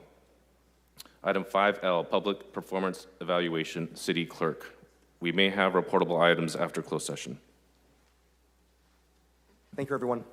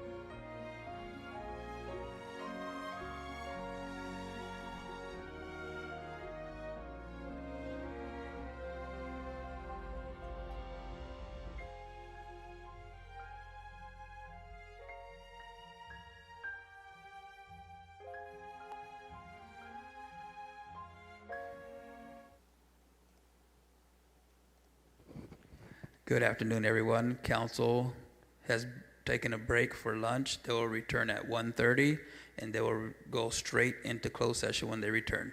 Thank you.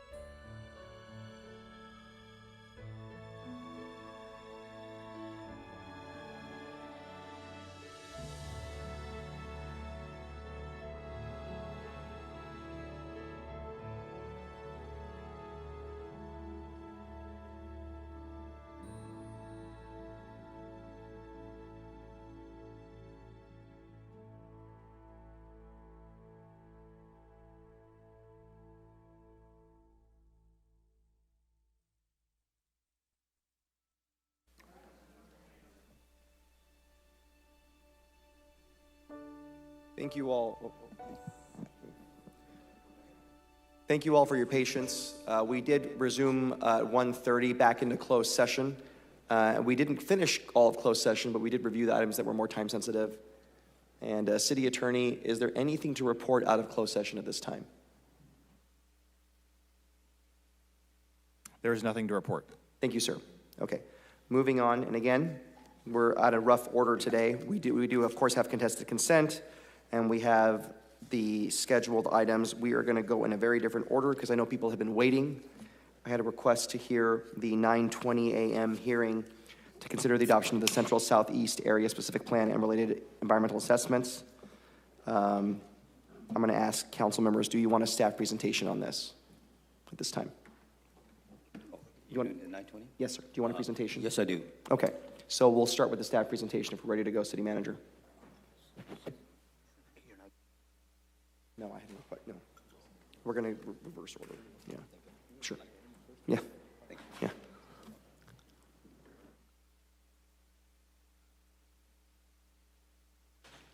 On my mic, thank you, and I will hit the clicker. Alrighty, is it on? Let's see, great. Good afternoon, Council President, members of the Council. I'm Sophia Pagalatis with the Planning and Development Department, and I'm here to present the Central Southeast Specific Plan and related environmental assessment for your consideration this afternoon. We'll get the slides up here in just a minute.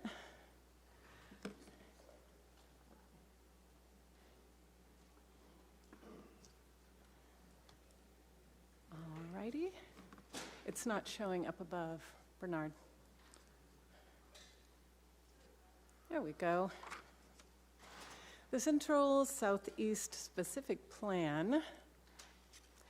The plan area encompasses 2,067 acres and is located between downtown Fresno and Sunnyside, 100% within city limits. As such, the plan represents an opportunity for infill growth, development, and revitalization of an established community. The plan overlaps with the 1971 Butler Willow Specific Plan and the 1992 Roosevelt Community Plan. Both were considered in this planning process. The recommendations in the Butler Willow Specific Plan, intended to regulate the now vacant IRS facility and surroundings, have either been implemented or are outdated. Most of the Roosevelt Community Plan is now outdated. However, some recommendations are still relevant and were carried forward in the Central Southeast Specific Plan. The staff recommendation includes repeal of these two plans. Here's a more detailed view of the plan area, bounded on the north by Belmont, the west by Fourth, the south by Church, and on the east by Peach Avenue. The plan area includes familiar community institutions such as the Fresno Fairgrounds, the Mosqueda Center, and Fresno Pacific University, as well as several schools and parks. The area has a population of about 31,000 and 9,500 homes. Whoops, there I go with my happy finger.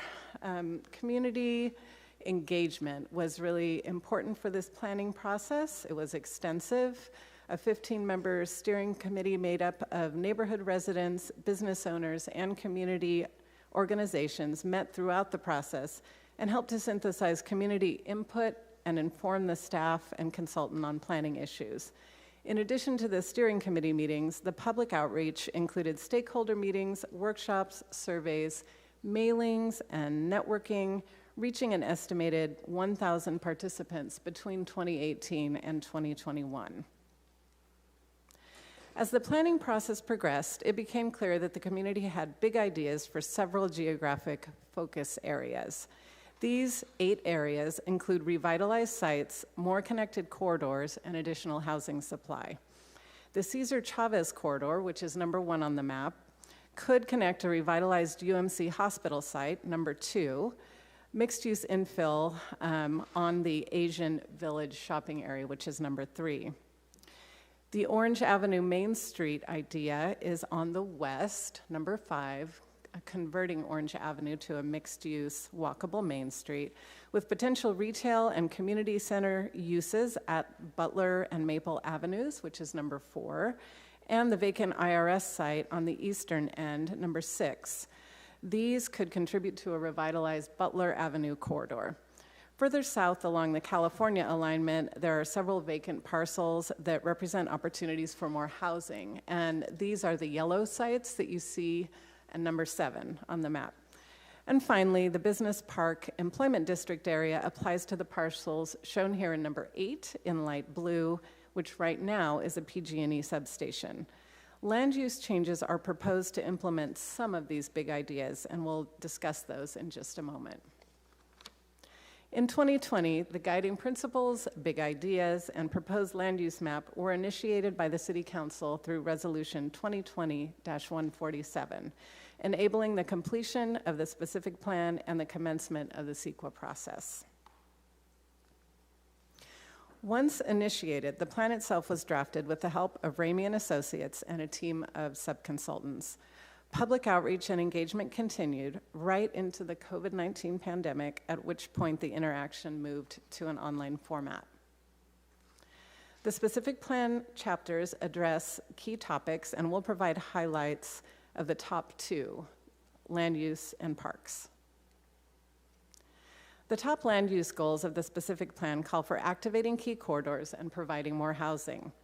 Goal LU1 calls for continued transformation of the Cesar Chavez corridor into a walkable and lively place.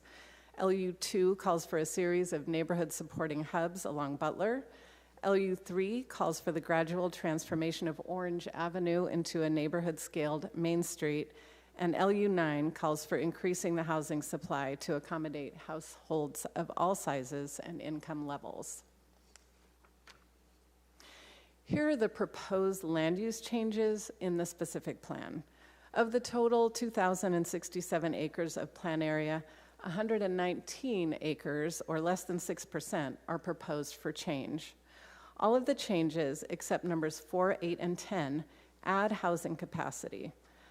Land use change 4 would add an opportunity for a commercial use to activate the street along Butler, and changes 8 and 10 are proposed to align with the existing uses on the ground today. The specific plan identifies more parkland as a top priority, and since the initial engagement, the Southeast Fresno Sports Complex is now under construction. This 49-acre park will provide access within walking distance to the southeast portion of the plan area. And that brings us to the environmental assessment. The assessment prepared for the specific plan was a mitigated negative declaration. It was recirculated to remove the reliance on the general plan PEIR.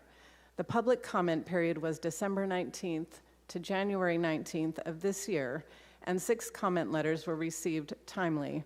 These were mainly communications from partner agencies confirming project-level requirements.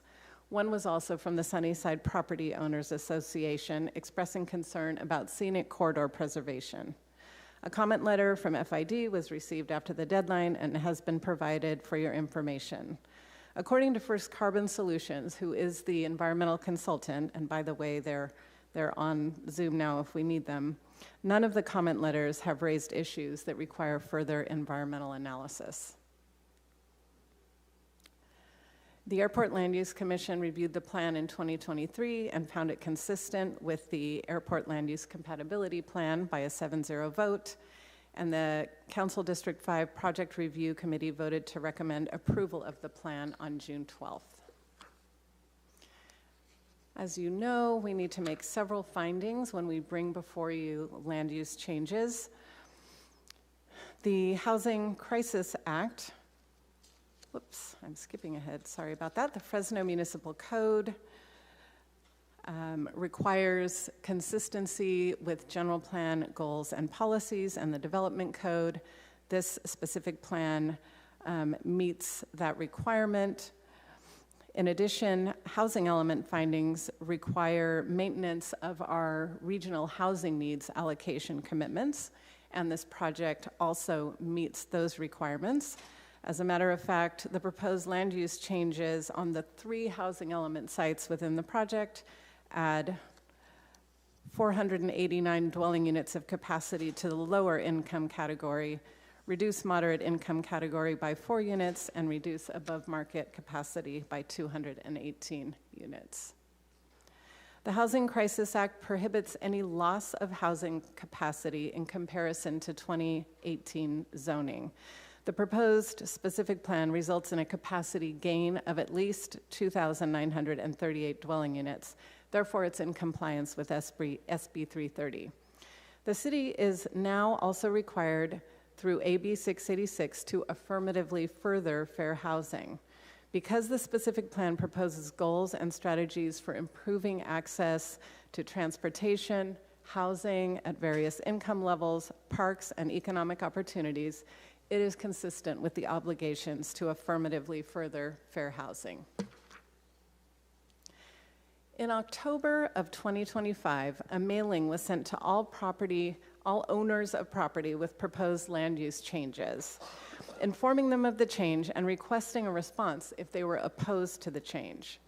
The city received communications from owners of 5 properties proposed for change prior to Planning Commission. These are shown on the map in front of you and described in Exhibit S of your staff report. All of these requests are seeking to keep the land use designation they currently have under the general plan rather than the specific plan proposed land use.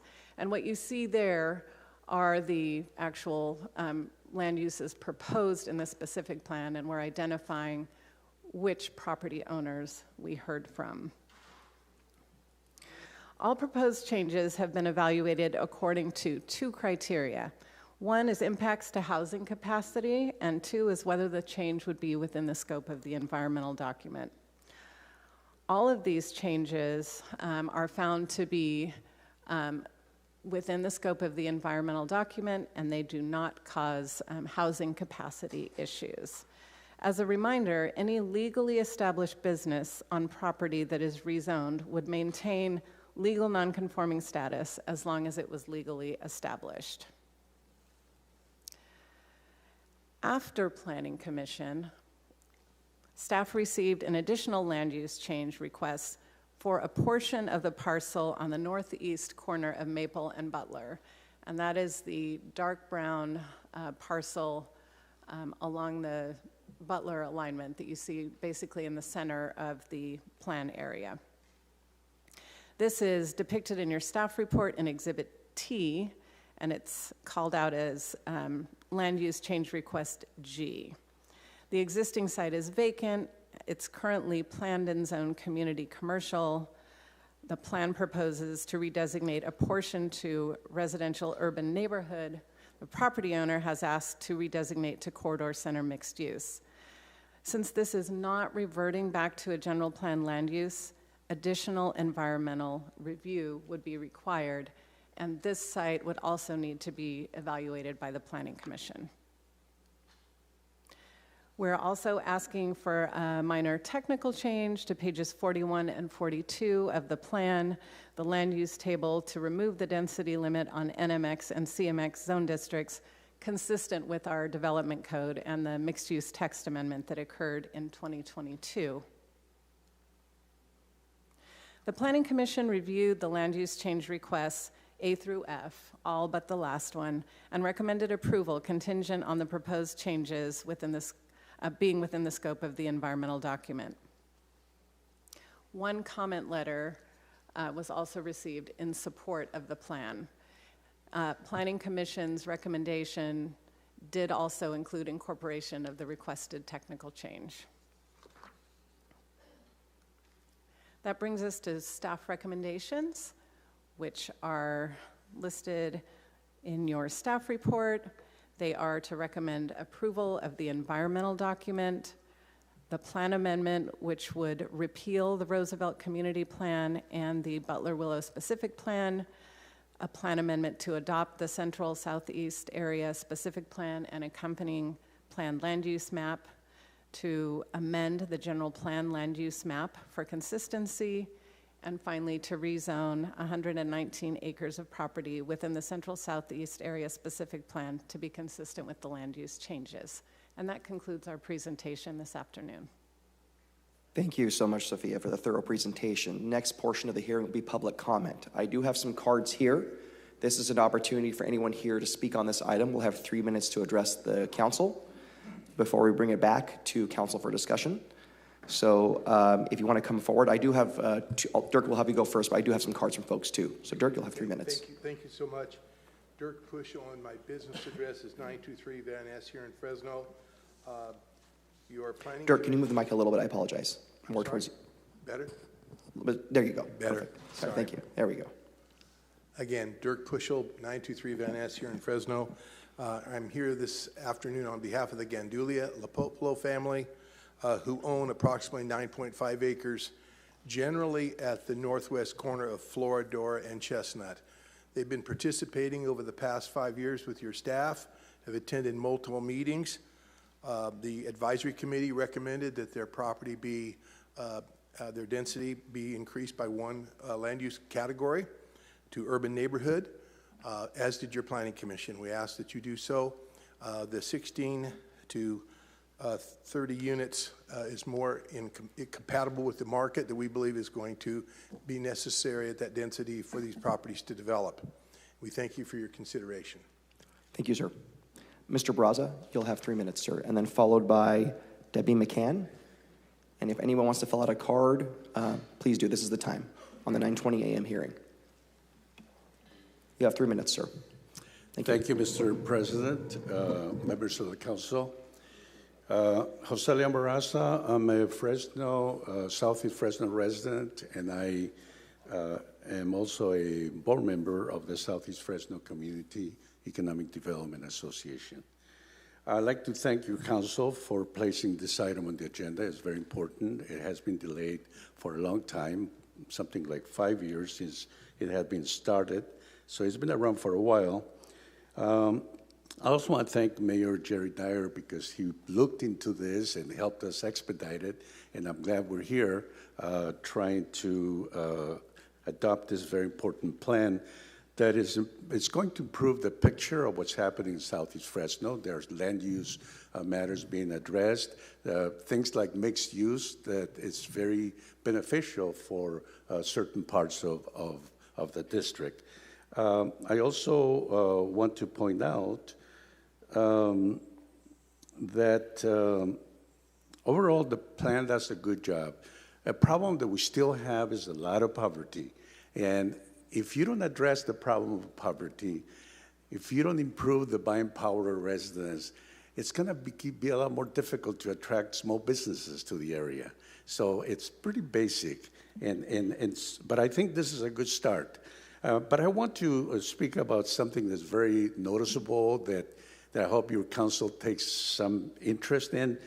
The abandoned buildings. We have the UMC with broken windows, blight all around it, the Hanoians Market with homeless in front of the building, I'm missing the IRS building with very tall grass, like code enforcement doesn't exist for them. If we as as residents have a lot of grass in front of our yard, we get code enforcement that start bugging us. We should do the same with the property owners of those buildings that are abandoned and that are vacant. There also, I was very surprised to see how many places existed that don't have sidewalks. And that should be a high priority for the safety of our children as they walk to school. It's also unfortunate that I noticed that some of the studies that were being incorporated were completed in 2015. That's a little bit more than 10 years. So that has taken a lot longer than it should to adopt those, and we should start already noticing some improvements. Now, in conclusion, I just want to say that this plan means nothing if there's no real commitment to make Southeast Fresno a higher priority for funding of some of the projects that are being identified. The project does a very good job with a lot of good ideas, but good ideas that don't get implemented mean nothing. So thank you, Mr. President, for permitting addressing your council. Right. Thank you, sir. Next, we do have Debbie McCann.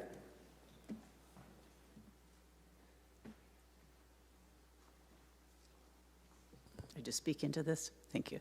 Hi, I'm Debbie McCann, and I'm here for the Sunnyside Property Homeowners Association, or Property Owners Association. And normally Sue attends. She's here today, but only because we were so late. She wasn't going to be able to be available earlier this morning. But I prepared something, which is that, first of all, I'd like to thank whoever it is who organized all this. The plan is actually wonderful that you put together, the Southeast plan. And the problem that we only have a couple of little things that details that we're worried about. One is the size of the property that is excluded from this plan is quite large, and it's been recommended that you drop that we drop the Roosevelt plan, and also that the Butler Willow specific plan be dropped. And that the problem is that both of those plans support one of the things that our neighborhood is most concerned about, which is the historic trees on Butler that are 120 years old. Some of them are maybe older than that, but that's a huge issue for us, that we want to keep those protected, and those are protected actually by the community plan. And we are concerned only that if you delete those two plans, we'll be left without a tool to take care of replacing trees as they, if they got knocked down or they got hurt. And that's the only complaint that we had. Okay, thank you. Thank you so much, Ms. McCann. Again, this is for the 9:20 a.m. hearing today. Is there anybody else wishing to provide public comment? Yes, please do come forward. I believe we have one person here. You can come forward first, and then we'll follow you after. Sorry. She was coming pretty fast, so we're going to let her go first. If you could just state your name and then go ahead and provide your comments. Good afternoon, Council President, Council members. Bonique Emerson with Precision Civil Engineering. So I'm here to speak on behalf of the property owner of the property located on the northeast corner of Maple and Butler Avenues. There was a request made to the city staff to change 6.6 acres of this property to CMX. And I just wanted to clarify that this land use request was made in June of 2024 to staff. And at that time, the city indicated that $62,000 would be required in order to amend the environmental document. So that fee was paid in September of 2024. So by all accounts, the city, they indicated a fee was due. The fee was paid. And that was with the understanding that this change would be incorporated into the CEQA analysis and into the plan. And the CEQA analysis at that time was being redone because of the issues with the PEIR. So it was good timing at that time. And it wasn't until the CEQA document was recently posted for public review that it was discovered that this property was not included in the analysis. And staff hasn't really provided a good reason as to why the property was not included in the analysis. So we request that the decision on the plan be continued until this property can be incorporated into the CEQA analysis and into the plan. Thank you. Thank you so much for your time. Yes, come on forward, ma'am. Good afternoon, Sue Williams. I live out in the Sunnyside area, and I want to thank you all for listening to us today, and especially Mr. Vang for opening up discussions to listen to our concerns. It's rare that you get an opportunity to discuss something with somebody that can make a difference, and we really appreciate that. The problem we have is we generally are supportive of this plan, but like Deb said, we are fearful that the plans that replace it will be repealed, and those plans are the ones that are in protection for the area around Sunnyside, notably the trees, but also the traffic calming device at Peach and Butler, which is a safety precaution for our area. We feel that the environmental document didn't adequately address the trees, because the trees on one side of Peach are on the historic register, the trees on the other side of the Peach are not, but they're at the same stand of trees. So hopefully by retaining the documents that protect those trees and protect the area that is not included in this plan, which goes all the way to Temperance, it will address those things until a new plan can be developed. So thank you. I appreciate your listening. Thank you so much. Again, anyone wishing to come forward that hasn't spoken today on the 9:20 a.m. hearing, this is your last opportunity to do that.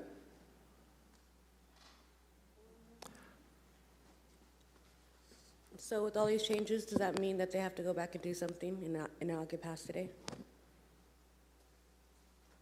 Anyone else wishing to speak on the 9:20 a.m. hearing? Okay, so I'm going to close the public comment portion of the hearing and bring it back to the council. I do have Councilmember Vang punched up before we go there. Before any council members get anything on the record, because this is a public hearing and that will be considered in any proceedings, I want to ask a question of the city attorney as to form. City attorney, have you received any legal notices or correspondence threatening to take legal action against the council if you move forward today? Related to this item, yes, and I forwarded it to the council. Okay. I only asked that question because this just happened and we don't have a closed session agendized item to discuss the risk, legal risk, or the veracity of the claims being made. Anyone can sue for anything, but in recent years, especially with SEDA, this chamber was packed, people threatening to sue us. I think for me to move forward, and this is not about the merits of the plan, I think the public is pretty clear how they feel, but I don't feel comfortable moving forward without legally considering the legal risk here, and then I don't want to say anything on the record without knowing the legal analysis that could jeopardize that. That's just my take on it. I like to hear how my colleagues feel, but I would strongly urge that we entertain a motion I'm going to make to table this item, now that we've had public comment, to a later time when we can have a proper legal analysis and not want something done at the last minute. Council President, I have a question for legal counsel. Thank you. There's a motion in a second, but of course, Council Member Arias. Legal counsel, is there any pending litigation on this matter? No. Is there any active litigation on this matter? No. Is it the intent of the city to bring back this matter connected to an Elm rezone? What? I don't think I'm qualified to answer that question. Can I have the city planning director? Which item is that? Elm rezone.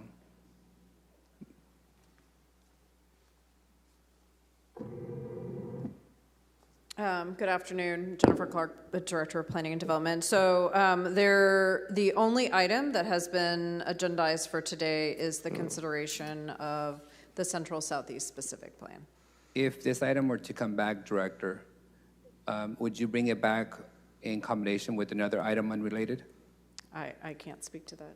Well, who would put on the agenda? Wouldn't it be your department that put on the agenda? So it was tabled by the City Council, by actually Councilmember Perea. I believe it was August or September. I just want to be clear. We're talking about something not agendized. It's not agendized. Hold on. This is not agendized. I don't want us to get in trouble.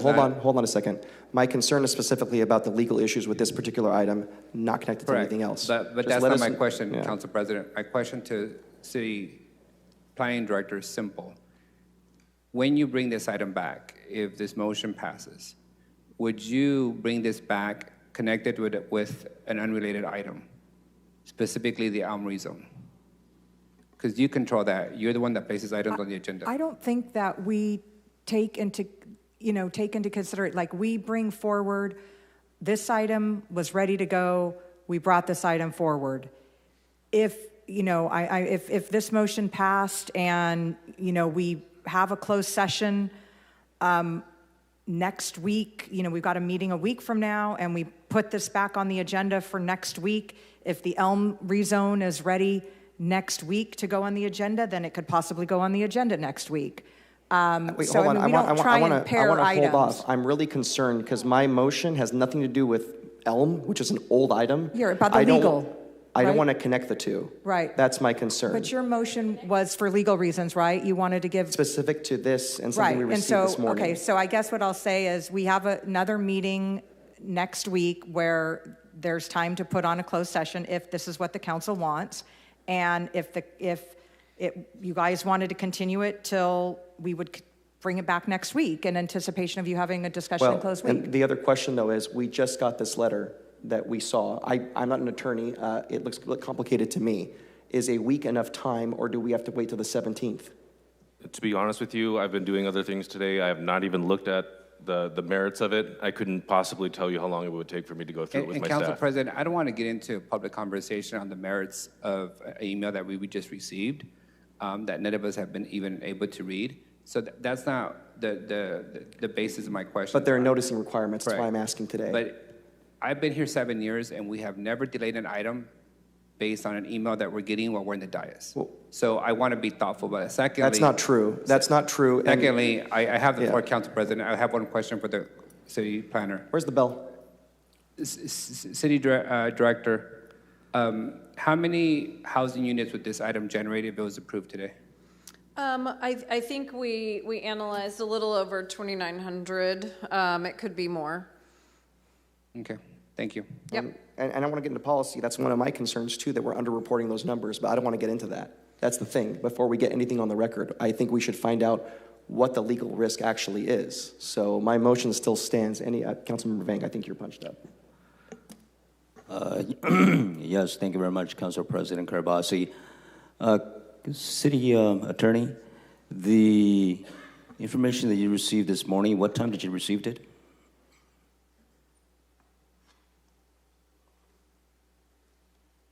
Council member, it came in at 9:33 a.m. As I recall, that was about the time that we commenced today's meeting, correct? That is correct. Okay, how many pages are attached to that letter? None. It's an email. Okay, it's just an email? One How many- paragraph email, essentially. One paragraph, and you have had time to read that one paragraph? I have had time to read the paragraph, but I haven't had time to discuss with my legal team the implications of that one paragraph. And how did you disseminate the paragraph to other council members? I sent it in an email to the council at approximately 1:55 p.m. So it took you 5 hours to do that? You received it at 9:30 something, and 1 o'clock you Yes. forwarded to all council members? Yes. Okay. And so we're at 2:39. That's correct. Okay. When do we come back to closed session? I'll have to refer to the clerk. I believe it's about 1:30. This afternoon's closed session, it began at 1:39 p.m. Okay. I have not had that opportunity to review any documents while I was in closed session post 1:30 today. And so I'm not privy to any letters or any communications from the city attorney's office to my office. I'm ready to move forward with this item here. As members of the public have stated, this plan has been in, I believe, on record for the last 6 years. About 2 years ago, it was tabled again. Director Clark, since the last time this item came before this body, has there been any material changes to the Central Southeast Area Specific Plan? And I believe it was 2 years ago when it was tabled. Yeah, thank you, council member. So the main changes have been the Cesar Chavez Boulevard was renamed, right? So there were significant administrative changes that needed to be completed in the plan, and because of tabling, the environmental analysis had to be revised because time had passed and we could no longer rely on the PEIR. So the environmental analysis had to be revised, and that was completed and published on December 19th of 2025. And so today's Central Southeast Area Specific Plan, along with the CEQA, is up to date? Correct. Okay. Another question, Director. The information that was provided to us by Ms. Emerson regarding the property northeast of Maple and Butler, could you allude to any information as to the fees that were collected for that the property, and as to what what that fees came from and the manners of that fee? Just real quick, that's a good question. I want to be clear. That's not related to the motion, but it is related to the item. Should we focus on the motion, or can that be answered right now? We're discussing the item, but there's a motion to postpone because of legal reasons. So if it's fine, we'll discuss it. But part of the reason is holding off is so we don't say anything that shoots us in the foot prior to having a legal analysis. That's all. Council President, I think it's fine because Okay, then it'll we're good. inform Good enough. those of We're you who good are to going to go. be voting on this item. Got it. Okay, thank you. Good enough. So, council member, there was a request to add an additional parcel and to change land use from the plan that was presented to Planning Commission.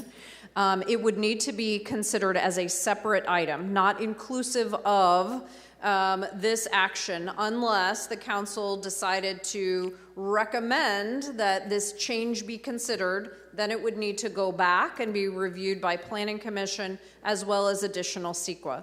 It could be amended, so the original request was to amend the specific plan after it was adopted with an addendum to the CEQA. So until the plan was prepared and the CEQA was created, so again published on December 19th, then the work for the amendment and addendum. It could absolutely be heard if it was ready at the same council meeting to amend the plan at the same day that you adopt it with an addendum.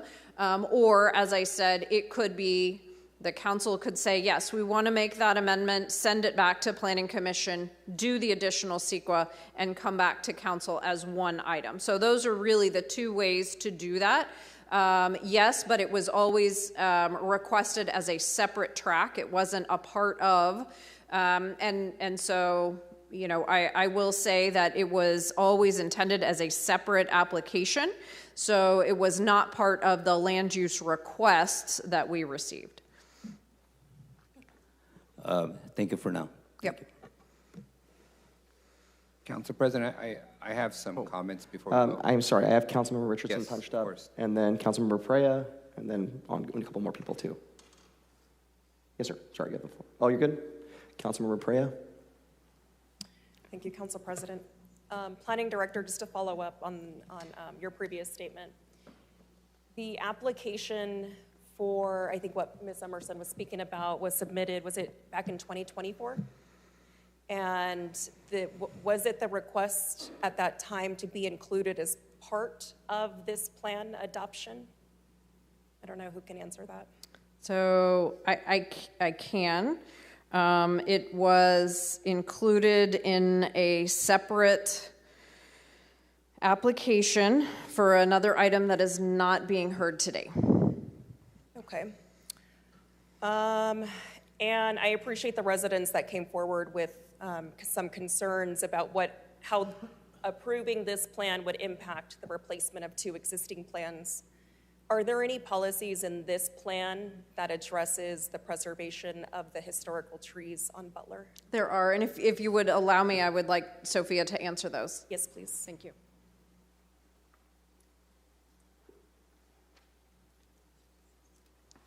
Thank you, Councilmember Perea. There is a policy on page 183 of the plan that does address protection of scenic corridors. It is a general policy, but it is there. And also I would mention that our general plan also calls out scenic corridors, and it does call out Butler east of Peach, not west of Peach. So is that strong enough to say we cannot remove any of these historical trees unless they pose a direct safety hazard to the public? Plan policy is somewhat general in nature, so the council may wish to consider, making that language a bit stronger. There could be some options there, but there is a policy that, in general, that covers it on page 183 of the plan. Okay. Yeah. I would like to see something a little bit stronger. Is that a change that we could make from the dais without having to kick it back for further analysis? The question is whether if we included stronger language about historical preservation Of trees.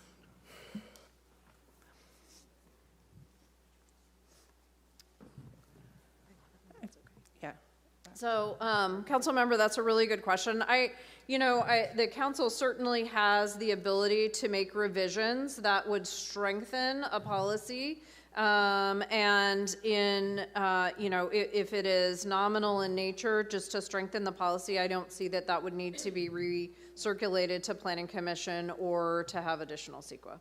Okay. Yeah. Because in the Tower District, we have very strong policies that are specific to important elements to us when it comes to the preservation of our historical resources. And so I just want to be sure that we are being intentional with strengthening these preservation policies, because I know how important these trees are to the residents. If you were to add a policy or to remove a policy, more than likely that would need to be recirculated to Planning Commission. But if you were to revise policy E 1.5 regarding planting of additional trees and preserving existing or potential scenic corridors, you could certainly make an addition or a modification to that policy if it was minor in nature, but it created that strengthening that you were desiring that wouldn't require recirculation.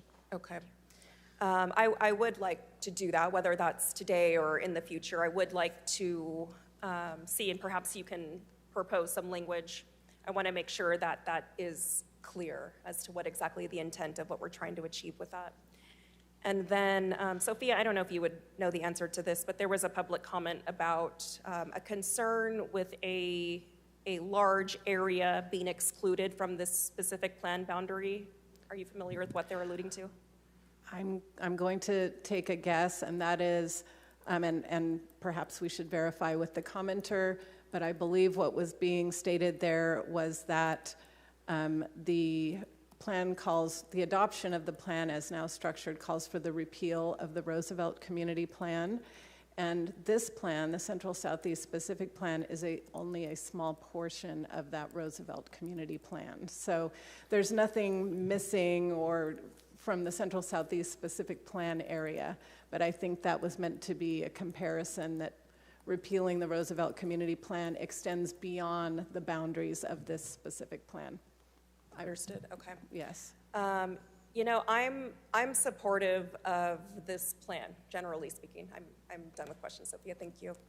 I definitely want to be a part of a council that pushes this plan forward and that approves this plan that I personally feel is long overdue, as was a number of our other plans.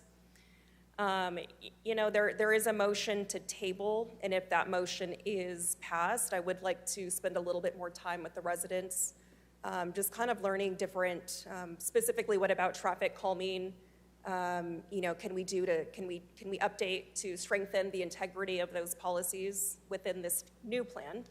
I have not read the two plans that potentially will be replaced, and so I would like to see if there's anything else that potentially we are losing out on by replacing them with this new plan. I have not taken a look at whatever email came forward today in regards to a potential threat of litigation, and so I would like to take a look at that and see if there is anything, and I don't know what property that is attached to, but I would like a little bit more time to mull that over.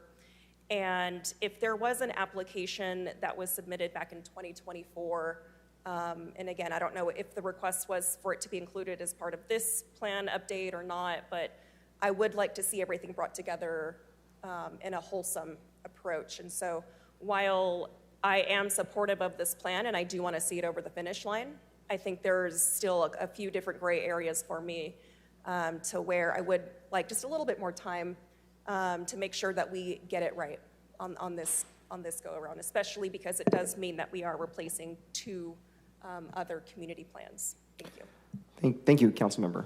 I have Councilmember Arias followed by Councilmember Vang. Thank you, Council President.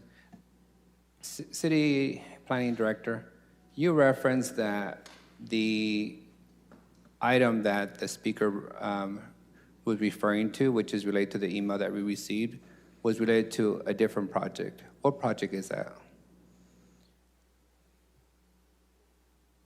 I can say that the letter, council member indicates it's the Elm Avenue project, and I just wouldn't want to go beyond. That's fine. Beyond that. I just wanted confirmations for the public. So, Ms. Brunette Harris is in the audience today. And for years, she's been constantly advocating and reminding us of promises that we made to West Fresno and how we have engaged in some business practices outside of the public transparency view of the folks that it impacts. And I continuously try to do better than previous members of this body and ask that if we're going to make decisions about things that impact somebody's neighborhood, we should tell the neighborhood about it. This, what we're about to do today, smells really bad, because it is really bad. Earlier this morning, we received a notice here that a member of this body wanted to remove this item from the agenda. Ultimately, this body said, let's keep it on the agenda because it's been in development for 6 years. Residents have been asking for this. Then magically, we get an email in the afternoon saying, if you don't keep this item on the agenda, we may litigate you. Then nobody wants to say, what's that about? Under this umbrella of, we haven't read it, we haven't analyzed it, and let's only discuss this issue because it's the only issue on the agenda. But we just received confirmation that really the other issue that they're trying to move is a rezone of 50 acres in West Fresno. By delaying this item today, we allow this city to rezone 50 residential acres in West Fresno to heavy industrial use in the light of day by completely being blatant. And this is one of those moments where I apologize to the administration and to the city manager, the city planner, and the city attorney, because they are being put in this predicament where there's clearly a behind-the-scenes coordinated effort to engage in this act while telling them they can't say anything publicly because they might expose us to more litigation. This is dirty, and I could only tie it to folks who are actively trying to fundraise from industrial developers for political reasons on why this is taking place this way. We would never do this to North Fresno, ever. And we are trying to sneak in a rezone of 50 acres that are currently for residential construction to heavy industrial by holding up this project that has been worked on for years. And so to my colleagues, I want to be very clear. I'm going to be very public and very transparent about what's taking place and what's being attempted today, because we should not operate that way as a body. So I was the council member just referenced. I'm going to make some comments before Councilmember Vang speaks. I did request earlier for this item to be removed from the agenda because, like Councilmember Perea, I have legitimate policy concerns. I think I can get there on this item, but this is a dense land use item. It's not my district. It's something I'm not familiar with, but the Planning Commission vote wasn't that long ago. We need more time. We're not here to rubber stamp anything. Land use is within our purview as a council. So some of us need time to consider the history of this item, to meet with staff and ask tough questions. So I did remove that request because I felt that, well, let's hear the discussion. I didn't want to take away the public's chance to speak. What really concerns me is some members of this council, after 7 years, just don't understand when you don't get your way, it doesn't give you the right to make baseless accusations without any facts to support that, and which can cause serious reputational harm to others. I'm the council president. I will not stand for it. Put up or shut up. Stop making baseless accusations. I take my oath and this job very, very seriously. No matter if it happens in North Fresno or South Fresno, it's the city of Fresno. It impacts all of us, and we have a responsibility as council members to review this item. Now, there is a question of whether or not we are going to have legal issues moving forward. We just had a major land use item come forward with SEDA, and this room was packed, and people made all kinds of accusations. This council didn't just move forward and approve that item. We sent it back to staff asking a lot of questions based on public input. I see waiting a little bit of time to have a proper closed session so we can discuss this item and know what we're doing before we do it, so we don't waste millions of taxpayer dollars or thousands or whatever it is in a lawsuit, is not unreasonable. But I will not stand for accusations without any merit or evidence meant to harm any council member's reputation. I don't give a damn who it comes from. It's inappropriate, and you owe an apology to this council, sir. Councilmember Vang, you have the floor. Your campaign manager is a lobbyist for the 50 acres in West Fresno that wants to be rezoned. Let's put up or shut up. Let's put up or shut up. What? Let's put up or shut up. Let's talk about consultant contracts next week. We'll look at yours too, sir. Thank you very much. Thank you. Again, there is two parts to the city of Fresno. There is a south and a north part. I am ready to move forward with this item. I'm ready to vote for this item with some modifications. Again, it appears that Southeast Fresno and Southwest Fresno is being screwed over and over again. I lived in the city for a very long time. My education started with McLean High School. I came back to the city to reinvest in this community, in particularly Southeast Fresno.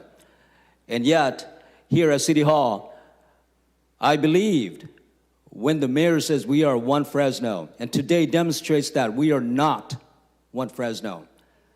Since my time here on the dais on April 10th, we have passed specific plans elsewhere, and there was no mention of any legal issues 10 days before or 10 minutes before the discussion of those plans. And so when people tells me it is fair, every time the city gets accusations of legal threats, and we fold, nothing will be done here at City Hall. The staff has done their due diligence. They're ready to move forward. I'm ready to move forward. This plan started 6 years ago. 6 years ago. And the changes to this plan is what? 119 acres out of thousands of acres. Very small in terms of percentage compared to the other plans that were passed during my tenure here. This is minuscule, minor. Stop playing politics here on the dais. Represent the people who elected you to this position, not the next position you're seeking. We are here at City Council. 7 of us represent 550,000 people. And I'm going to represent the people in District 5. And I'm going to fight for them, advocate for them. And I said, let's discuss this agenda item. And if we need to, make modifications to our motions to change. We have heard directly from people who live in District 5, people who live in Southeast Fresno, who they want and how they want this item to be changed or to be modified. Let's listen to those people. And I do strongly agree with my colleagues from Southwest Fresno. Again, at the end of the day, the southern side, the southeast side, southwest side of the city of Fresno is being left behind far too long.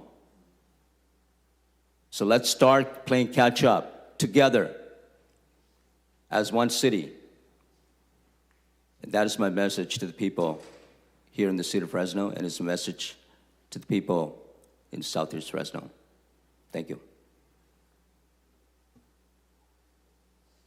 Councilmember Perea. Thank you, Council President. I just want to note that I'm a little embarrassed by those that are politicizing this agenda item. We just recently voted to delay SATA because most everyone up here wanted more time to mull it over. And we are about to approve another big plan, which I've stated I'm very supportive of. I think asking for a little bit more time to make sure we get it right, because there are several concerns that were raised today that I'm hearing about for the first time. I don't think that's politics. I think that's good planning. So I'm not asking to deny this project. I'm just asking for a little bit more time. I want to make sure we get it right. And I want to make sure my policy concerns are addressed. Thank you. Thank you, Councilmember. Councilmember Arias. Thank you, Council President. I don't object with Councilmember Perea's notion of more time. If the question is simply to have a conversation in closed session and bring this back for a vote, I'm fine with more time if people need time to read it. What I'm not fine with is attaching this to a separate item from across the city and not allowing staff to actually say that on the record as that being truth. But that is not my motion. That is not on the agenda, and you completely just made that up and brought it out here and put a lot of drama out here for no reason. Then simply That's going to come commit, back to me. Council President, simply commit to not bringing this item the same day that you have the rezone, and I'll support your I didn't proposal. put this item on the agenda. You act like I have total control. And This is an administrative function. Can we get that commitment from the city planner and the city manager that they will not bring those two items the same day? If that's the In a case, week? then I'm supportive of it.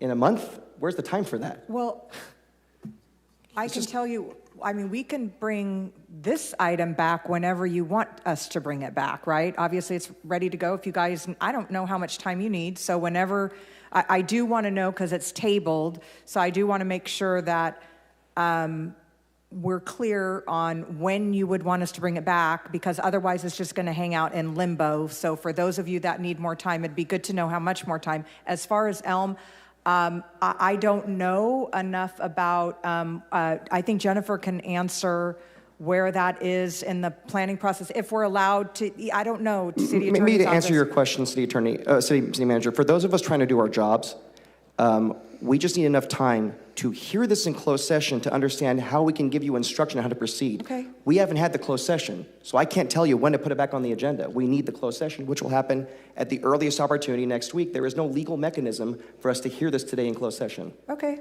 I mean, I would simply note that any item, unless it is continued to a date and time certain, would require noticing, whether it is this item or any other item. So if, as the city manager said, if you told us when, and we announced it here today, it would be X date at X time, then we would not need to renotice because it would be continued rather than tabled. But if it is tabled to no date and time certain, then it would need to be renoticed.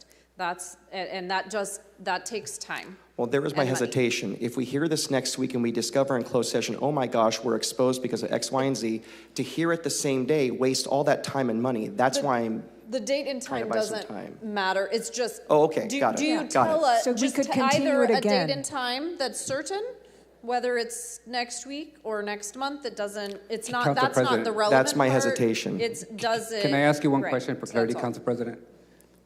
So I just want to make sure I understand.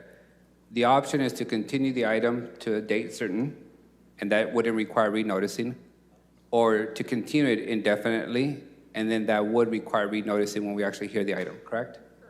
So The problem is, so what's your preference? speaking for myself, I don't know how this council is going to decide to proceed without having that closed session meeting. So it's fair to say that's continued without a certain date, so it would require renoticing. Possibly, yes, if that's what the It city, would. that's Okay, what's being said, yes. that's the clarity I was looking for. Another option, you could absolutely do that, and we could renotice it, and that's just time and a little bit of money, but not much. Or you could continue it to, I don't know, 2 weeks and Well, it's whatever. next week or March 17th are the next two Okay, opportunities. so March 17th, and then if you still need more time at that point, then you can continue it again to a date and time certain without having to renotice. That's an option I just throw out there for you. It's totally within your hands. Yeah, unreasonable. Council President, would you be comfortable going to the city attorney and asking him how long he thinks his legal team would need to give us good legal advice? Because I think that's the majority of the homework that No, has to I occur, totally right? get that, but as he said earlier, I mean, he's been out here working. There's not much time to actually look at the item. We don't know. I mean, no matter what, we're going to hear this next week. It'll be on closed session. He'll give us some update, but then we're going to have to go back there and see, is there enough time? I don't think that day, I'm guessing that day won't be enough time. Do you want to do it on the 17th and then city attorney? The 19th, I think. I'm sorry, the 19th. I'm sorry, Council President, I missed the tail end of that. Want to go ahead and What we're suggesting is, in order to avoid the time and expense of having to renotice if it's just tabled, that we continue this item to the March 19th meeting to a time certain. And if at that point in time, additional time is still needed, there could be another continuance not requiring renoticing again. I agree with that. Was there something more to that? No, okay. Did that answer your question, Councilmember? Okay. Mine didn't have a certain date in mind because I didn't know what was the result of the closed session going to be. I was assuming we'd come back the 17th or later. I didn't think it'd be next week. I don't know. Could we have the clerk read the motion? Yes, the motion at this time is to table the item with no further date. That was made by Council President and seconded by Mr. Maxwell. I guess I figured that would give us the flexibility as a council to discuss this in closed session from a legal standpoint, decide we're moving forward, renotice, and give the public another opportunity to speak at another hearing. That's, I guess, where I'm coming from, but I understand your intention, but just as I understand the rules, if that motion as stated passes, it would require renoticing. yes, that's correct, right? Okay. Okay, that's what I wanted. Okay. Okay. So any more discussion? Oh, yeah, city manager, and then I have Nelson Esparza. No, I'm sorry. I was just going to offer up that suggestion. Councilmember Esparza, then Councilmember Bang. Yeah, thanks, Council President. This is why I tell everyone to tune in on Thursday to the greatest show in Fresno. You never know what's going to happen up here. I'm, a little disheartened at the sort of politicization of the item. I didn't know it was going to be such a hot topic. But I am also simultaneously encouraged. I think, just kind of listening to everybody, I think there's the support there here to pass this item. I'm not sure about today, but I'm encouraged that the support is there. This is something that's important to me. It's important to the residents that I represent. I've had several meetings with different constituent groups and resident groups, nonprofit groups about passing this, and so I'm adamant that we do pass this, in the relatively near future, if that's not going to happen today. With respect to the email, I have not checked my email either, so I have not read that. I look forward to kind of seeing what's going on. Even then, not an attorney, so we are going to rely on advice, hopefully in a closed session this following week. So that addresses that part. But I did have a question, either for the director or I guess the prospective applicant, about the rezone that was requested to CMX. What did the current plan propose for that particular parcel? So it's a portion community commercial, and currently. And the revised plan, because it's actually has a building on it today, so the committee had recommended to retain the community commercial in the corner. There is a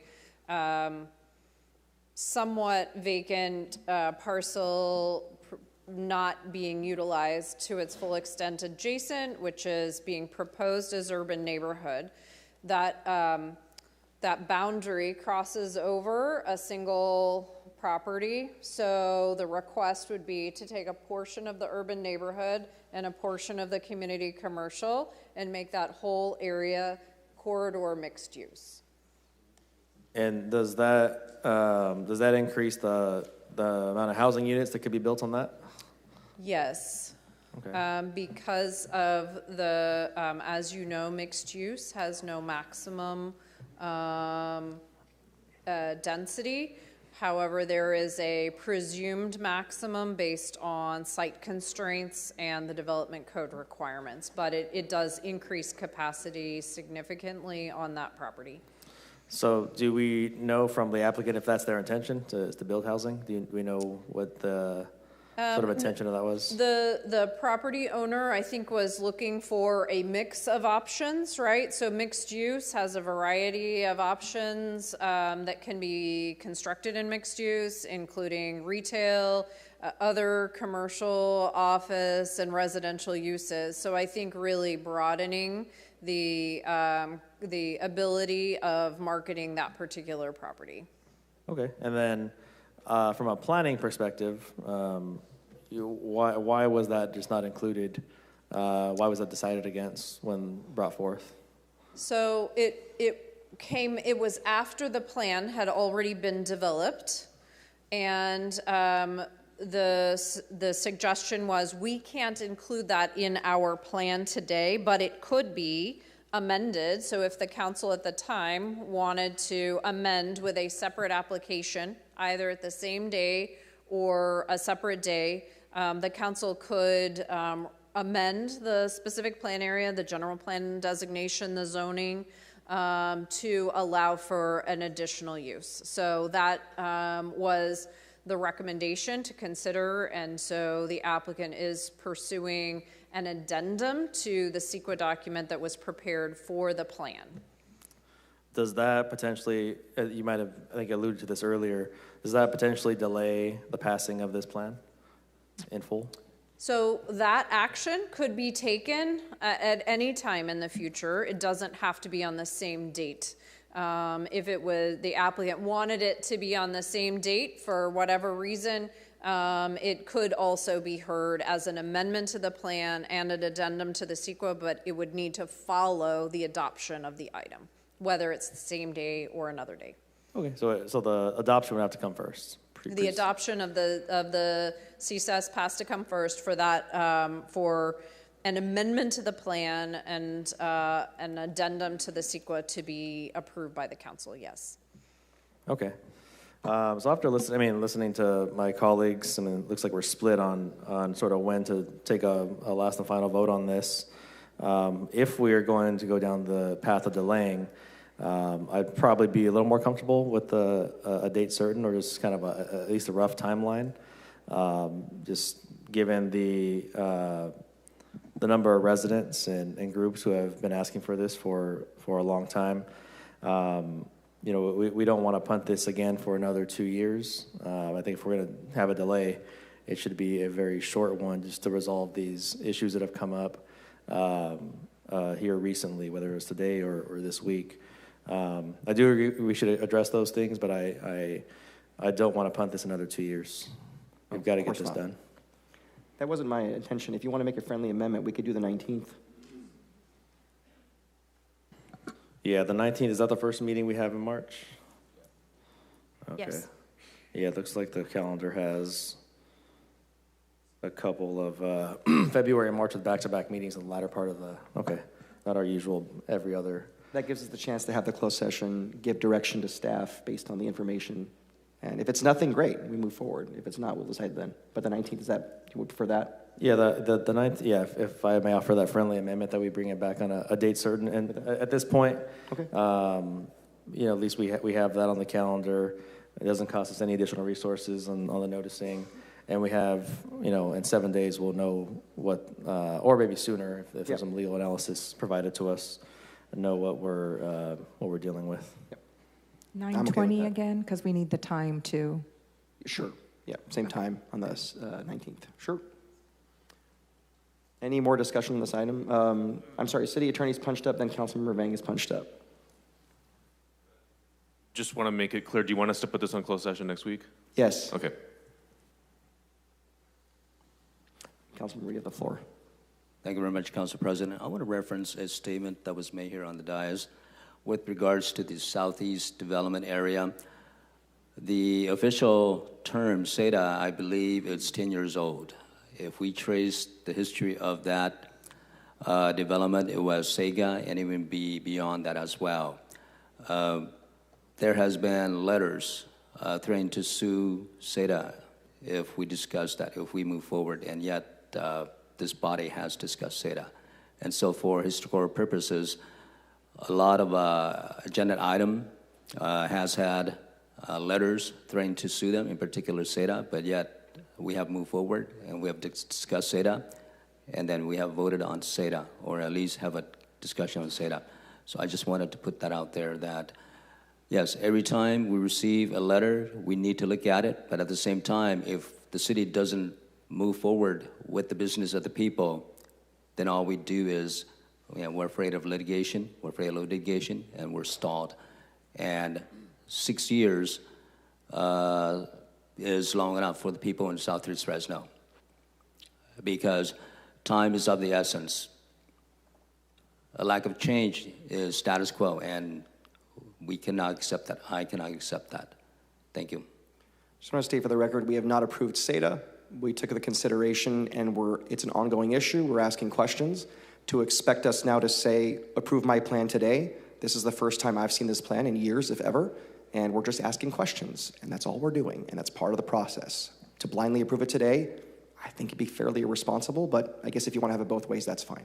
And Council President, if I may, speaking of both ways, This body also denied an apartment complex on Herndon after legal counsel told us that we would be sued and lose and pay fees, and yet the majority voted to deny it. And subsequently, are exposed to millions of dollars. We lost our state pro-housing designation, and we have to pay a bunch of legal fees, which you did not hesitate to proceed with, even though we were on the hook liability-wise. Just for the record, was that analysis given to us in closed session that you just shared with the public? It was an open session. Okay. Any more discussion? Okay. There's a motion and a second. Any opposition to the motion? No. 2 opposed. Motion passes 5-2. This item will come back on the 19th at 9:20 a.m. Thank you. And sorry to the public for all the nonsense that just happened. Okay. So getting back to business. We're going to focus on the 9:15 a.m. hearing item. This is a rezone application, P25-01778, in Council District 4. Council member, would you like a presentation on this item? I'll say that the applicant has been, diligent about reaching out to me and my staff and explaining this. I don't require one, but if any of my colleagues do, that'd be fine. Well, can we do public comment first and come back to the council? For sure. Okay. At this time, on the hearing, the 9:15 a.m. hearing, if we can have anyone from the public wishing to comment. Again, this is on the rezone application P25-01778. Not seeing anybody come up, we're going to close the public comment portion of the hearing. I might want to say something. P25, but is it on? The 9:15 a.m. hearing item. Do you have comments on this specific item? Was it pulled? This is a hearing, so it's not a matter of it being pulled. This is the time we're hearing it. It's a separately agendized item. I gotta look at which one it is. P25, okay. Well, if it has something to do with CEQA, I just like to say is that when you have a big plan and Staff, is there any CEQA related to this item? Yeah, there's CEQA to everything probably. If you really have a big plan and you try to piecemeal it, SEDA or CEQA doesn't apply. So, yeah. So that's what I'd like to say, I guess. Okay.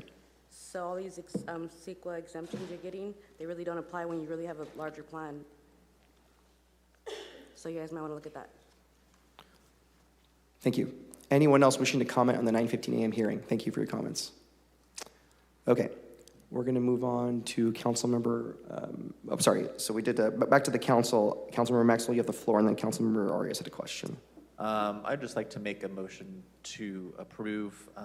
I've become more familiar with this project over the past probably close to a year.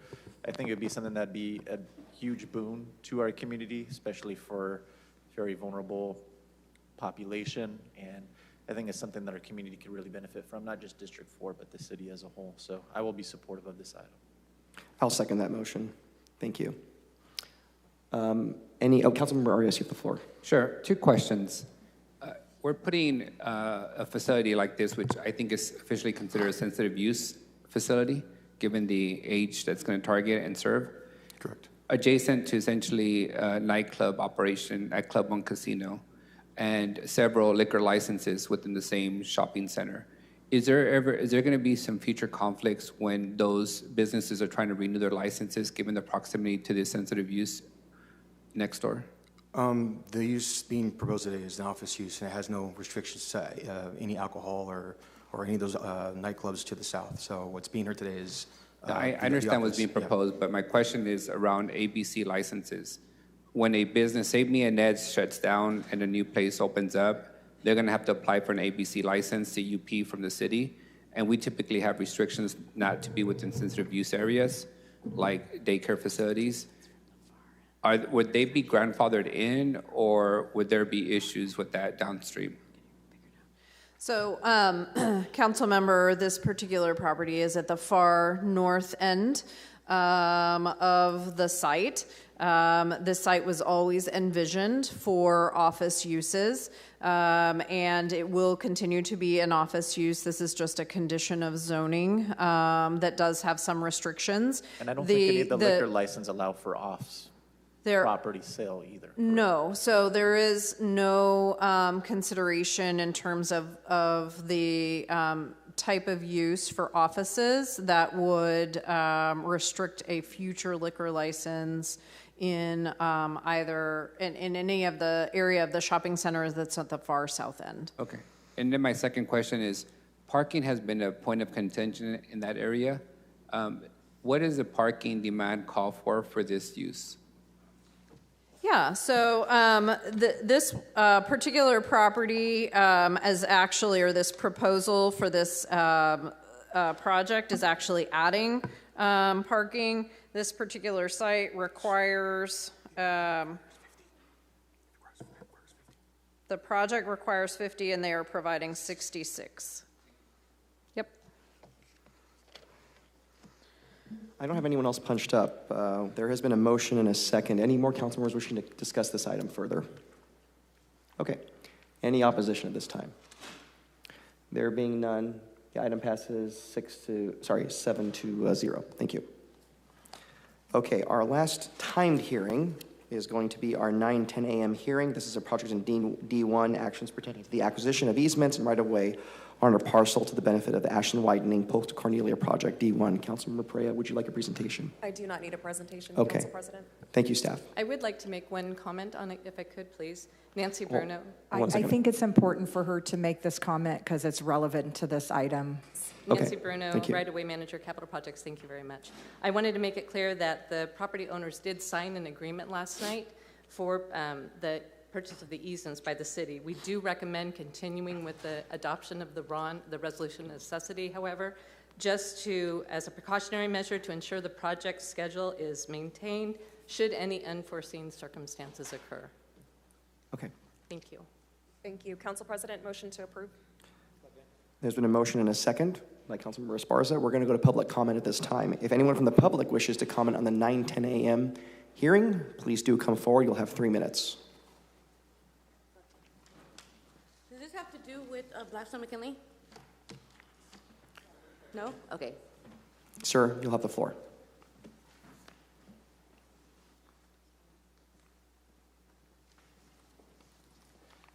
Good afternoon. My name is Edward Gonzalez. I am the representative for the property owners of such a project. I see no need for this action. The property owners have signed all the agreements, everything that the city has required. There is just no need for it.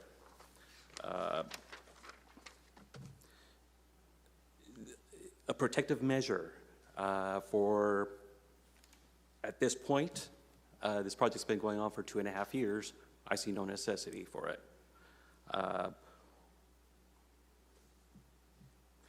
Why not use this protective measure at the beginning of the project instead of towards the end? We're all in agreement, property owners, that is. We've done everything the city has requested. Everything's turned in. At this point, there's several things that we can do with this project, or the city council can do with this project. One is to deny it. 2, postpone any decision until Ms. Bruno has an opportunity to talk further with the consultant firm. Or 3, table the item until another date. But my feelings are that this project should be denied.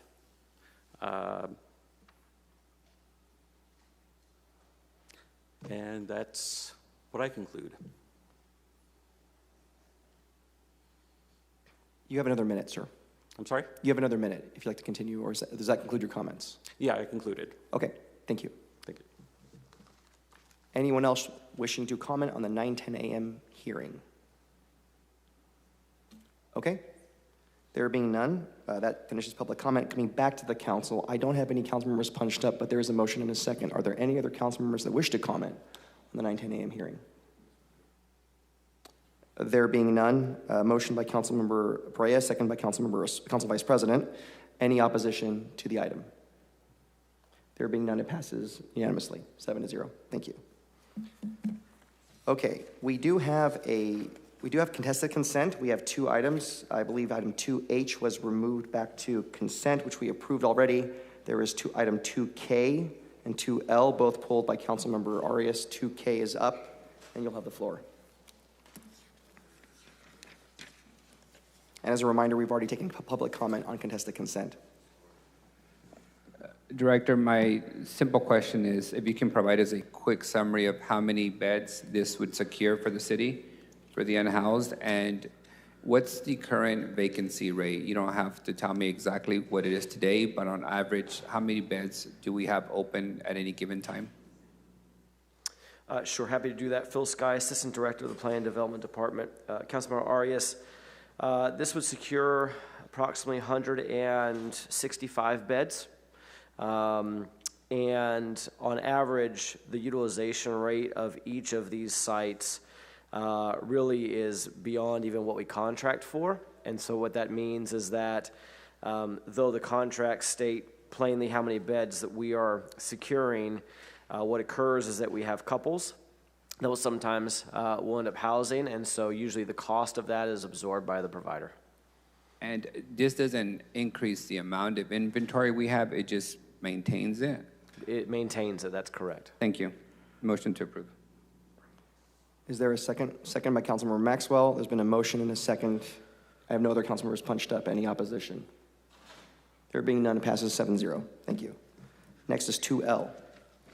Same question, specifically utilization rate. How many of these beds have been filled on an ongoing basis? Sure, Council Member, this is, and please, sorry, for EOC, for this item, forgive me, these are for 8 beds, and these beds are utilized 100% of the time. And so, on average, what we find is that utilization rate for this particular project is approximately 13 beds. And again, we have couples, and then we have also sometimes in this facility, we have couples with a small child. And the additional beds are absorbed by the provider. But they're youth bridge beds, right? So are we housing youth couples? So these are youth bridge housing beds, and so youth meaning ages 18 to 24. The answer is yes. That's what you mean by youth. Yes, it's 18 to 24. That's correct. And who refers people to these beds? What referring agency is it? Is it the MAP Point? Yeah, they're part of the coordinated entry system, and so referrals come from and our entire continuum, which would include any access site like MAP Point. Thank you. Motion to approve. Is there a second? Second by Councilmember Perea. I have no other council members punched up. I have the motion and a second. Any opposition? There being none, it passes 7-0. Okay, thank you. All right, so we do have a item 3, forgive me.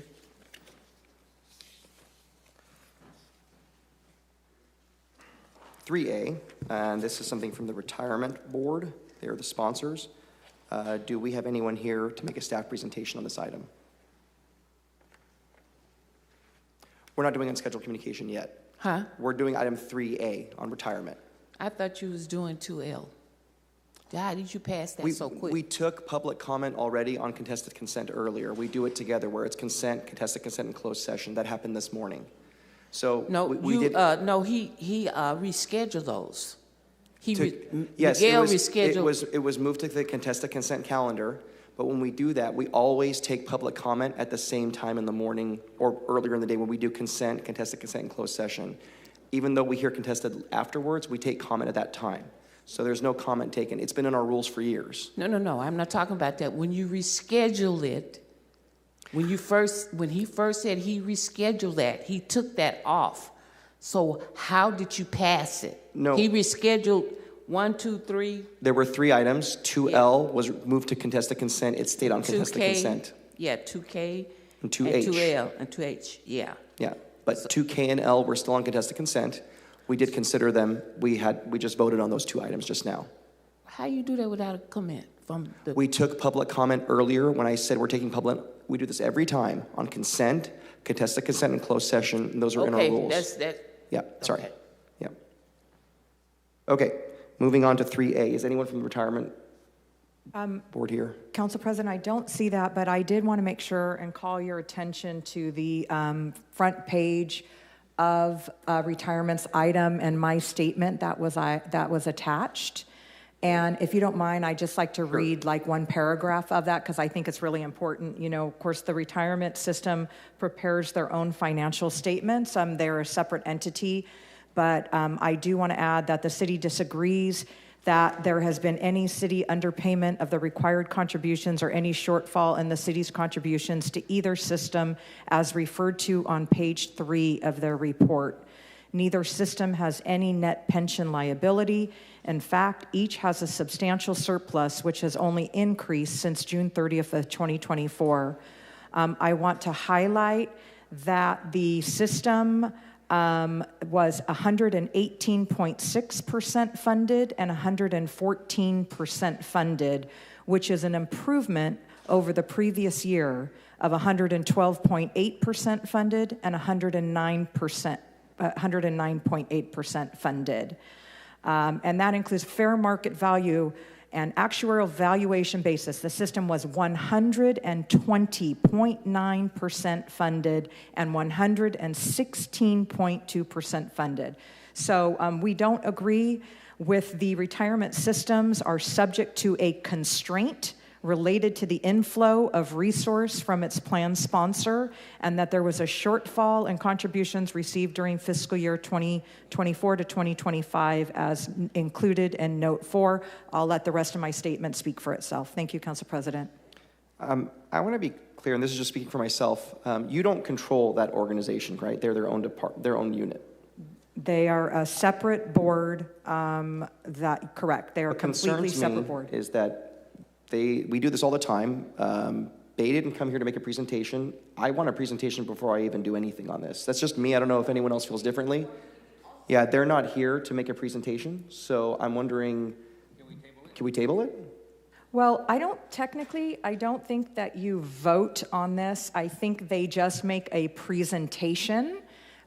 So it's totally up to you. Council President. I know that you don't take a vote up or down, but it just has to be presented. So it can be via the agenda packet. Council President, I'd like to make a motion to table the item since they're not here to present. I'll second that. Thank you.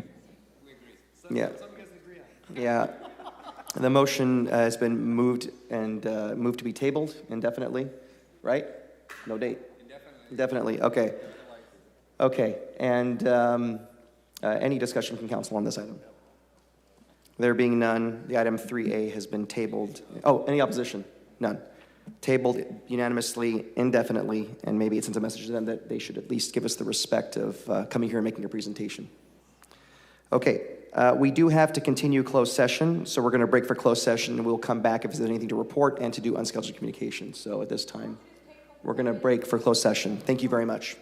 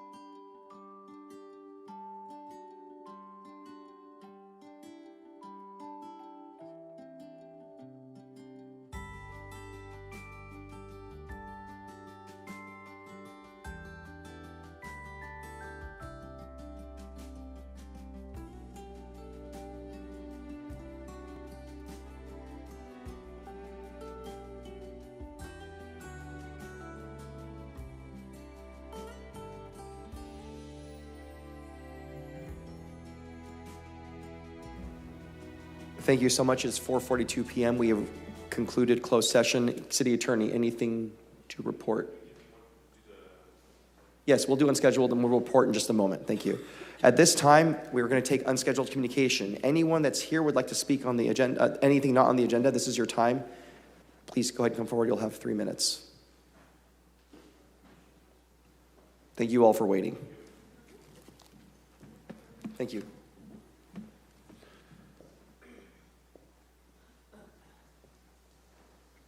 How are you? Hi, good afternoon. Thank you again for waiting. It has been a very long day, but I thank you guys for still receiving us.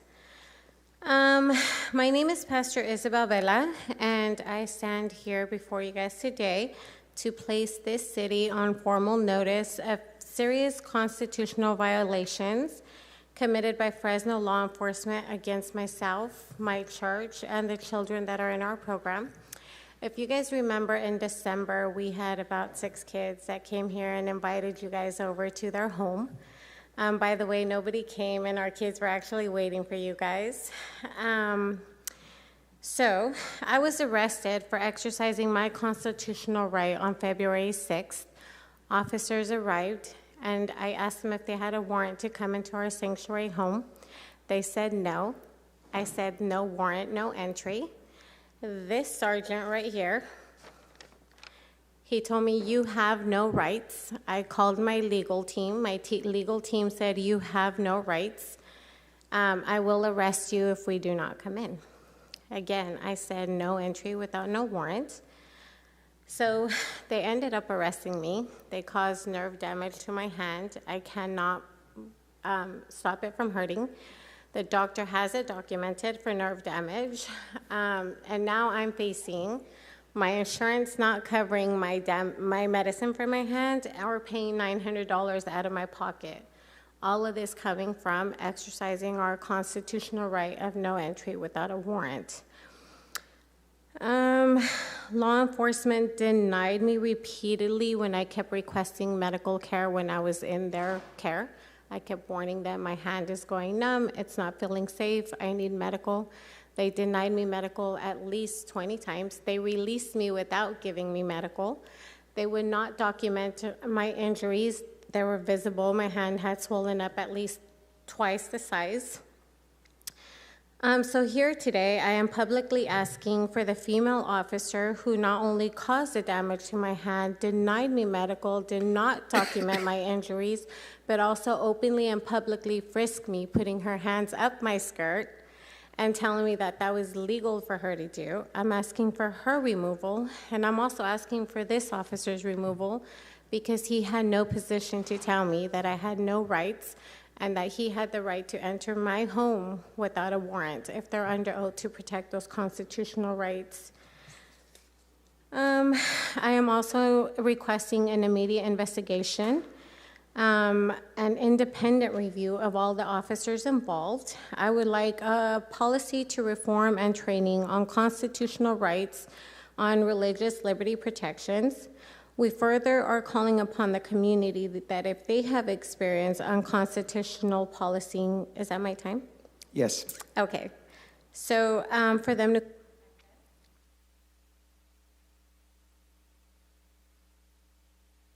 Okay. Thank you.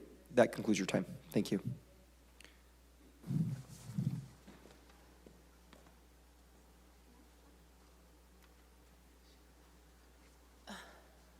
My name is Brunette, and I'm with the Southwest Fresno community. I see everyone has left, it seems to, but I'm here and I'm going to object to any funding, federal dollars, CDGB funding, going to District 3 or any other district.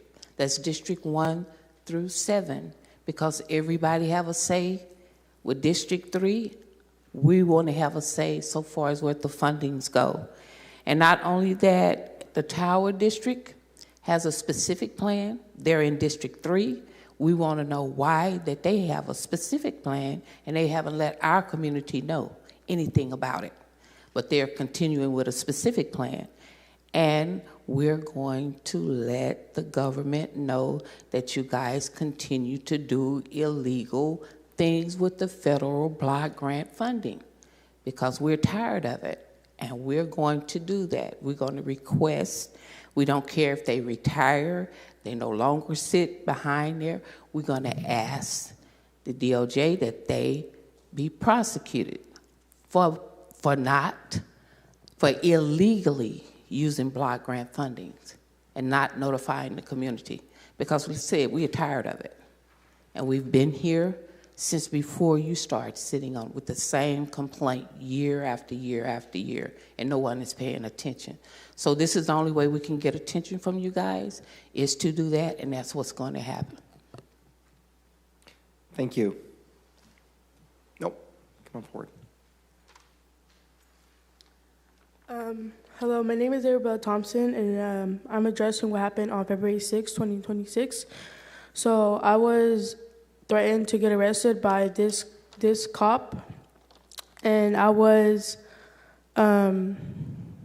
refused a female officer when I asked, and police threatened to shoot our dog, and they removed the students, my classmates, from our house.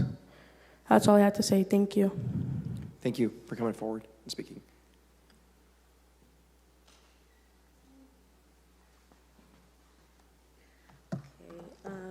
Let's see.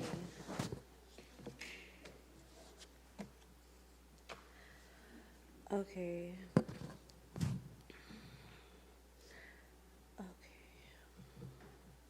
I like to say that you say that you guys are complying with the Brown Act. The Brown Act is basically, it's the ceiling, it's not it's the floor, it's not the ceiling. I mean, when it comes to what you can do, you could have more meaningful participation. Like earlier you said, I want a presentation.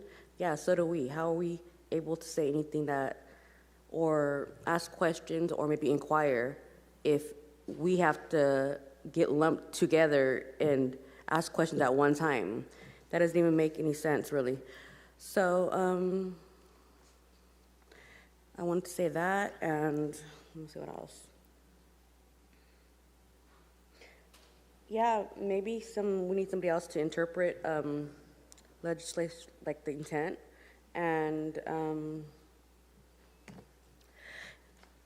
many of the things you're doing with federal money, like, I think many people went rogue, and a lot of times you want to look at council, and maybe you have your buddies or friends that want to do these projects, but you can't just do whatever you kind of want to do and then look to council and be like, okay, since I passed it to them, it's okay. It's not okay just because you do that, unless you really know what you're doing. This is federal money, and I wouldn't even be mad if they stopped giving it to you guys. I mean, even if it did affect me in any way, but yeah, so, and I'd like to say, what was it? What is it, the city clerk or something? I don't know, is trying to threaten me with arrest or something. And Please direct your comments to me. Thank you. I'm talking to you, okay? So I'd just like to say that, You still have time. I know. I still have time. But, let's see. Basically, that's it.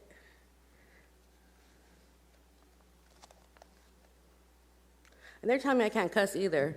But if I want to cuss, if I want to say bitch or fuck you, I could say it. I just want to say that too. Okay. With that cheerful end, I'm going to close unscheduled communication. And with that, City Attorney, you ready to go to report out of closed session? Yes, Council President, we have one item to report out from closed session, and that is as to closed session item 5C. By a vote of 6-0 with Council Vice President Esparza absent, the council has voted to initiate litigation under Government Code Section 54956.9 Subdivision D4 in order to protect certain federal grants, including SAFER grants for firefighters, the fire department, and local law enforcement. The action will be filed against the following defendants: Christy Nome in her official capacity as Secretary of Homeland Security, The U.S. Department of Homeland Security, Karen Evans, in her official capacity as acting administrator of the Federal Emergency Management Agency, the FDA. I'm sorry, the Federal Emergency Management Agency, FEMA. Doug Burgum, in his official capacity as Secretary of the Interior, the United States Department of the Interior. Pamela Bondi, in her official capacity as Attorney General, and the U.S. Attorney General's Office. Great. That's all you have to report? Yes. Thank you, City Attorney. And with that, we'll adjourn this council meeting at 4:52 p.m. Thank you.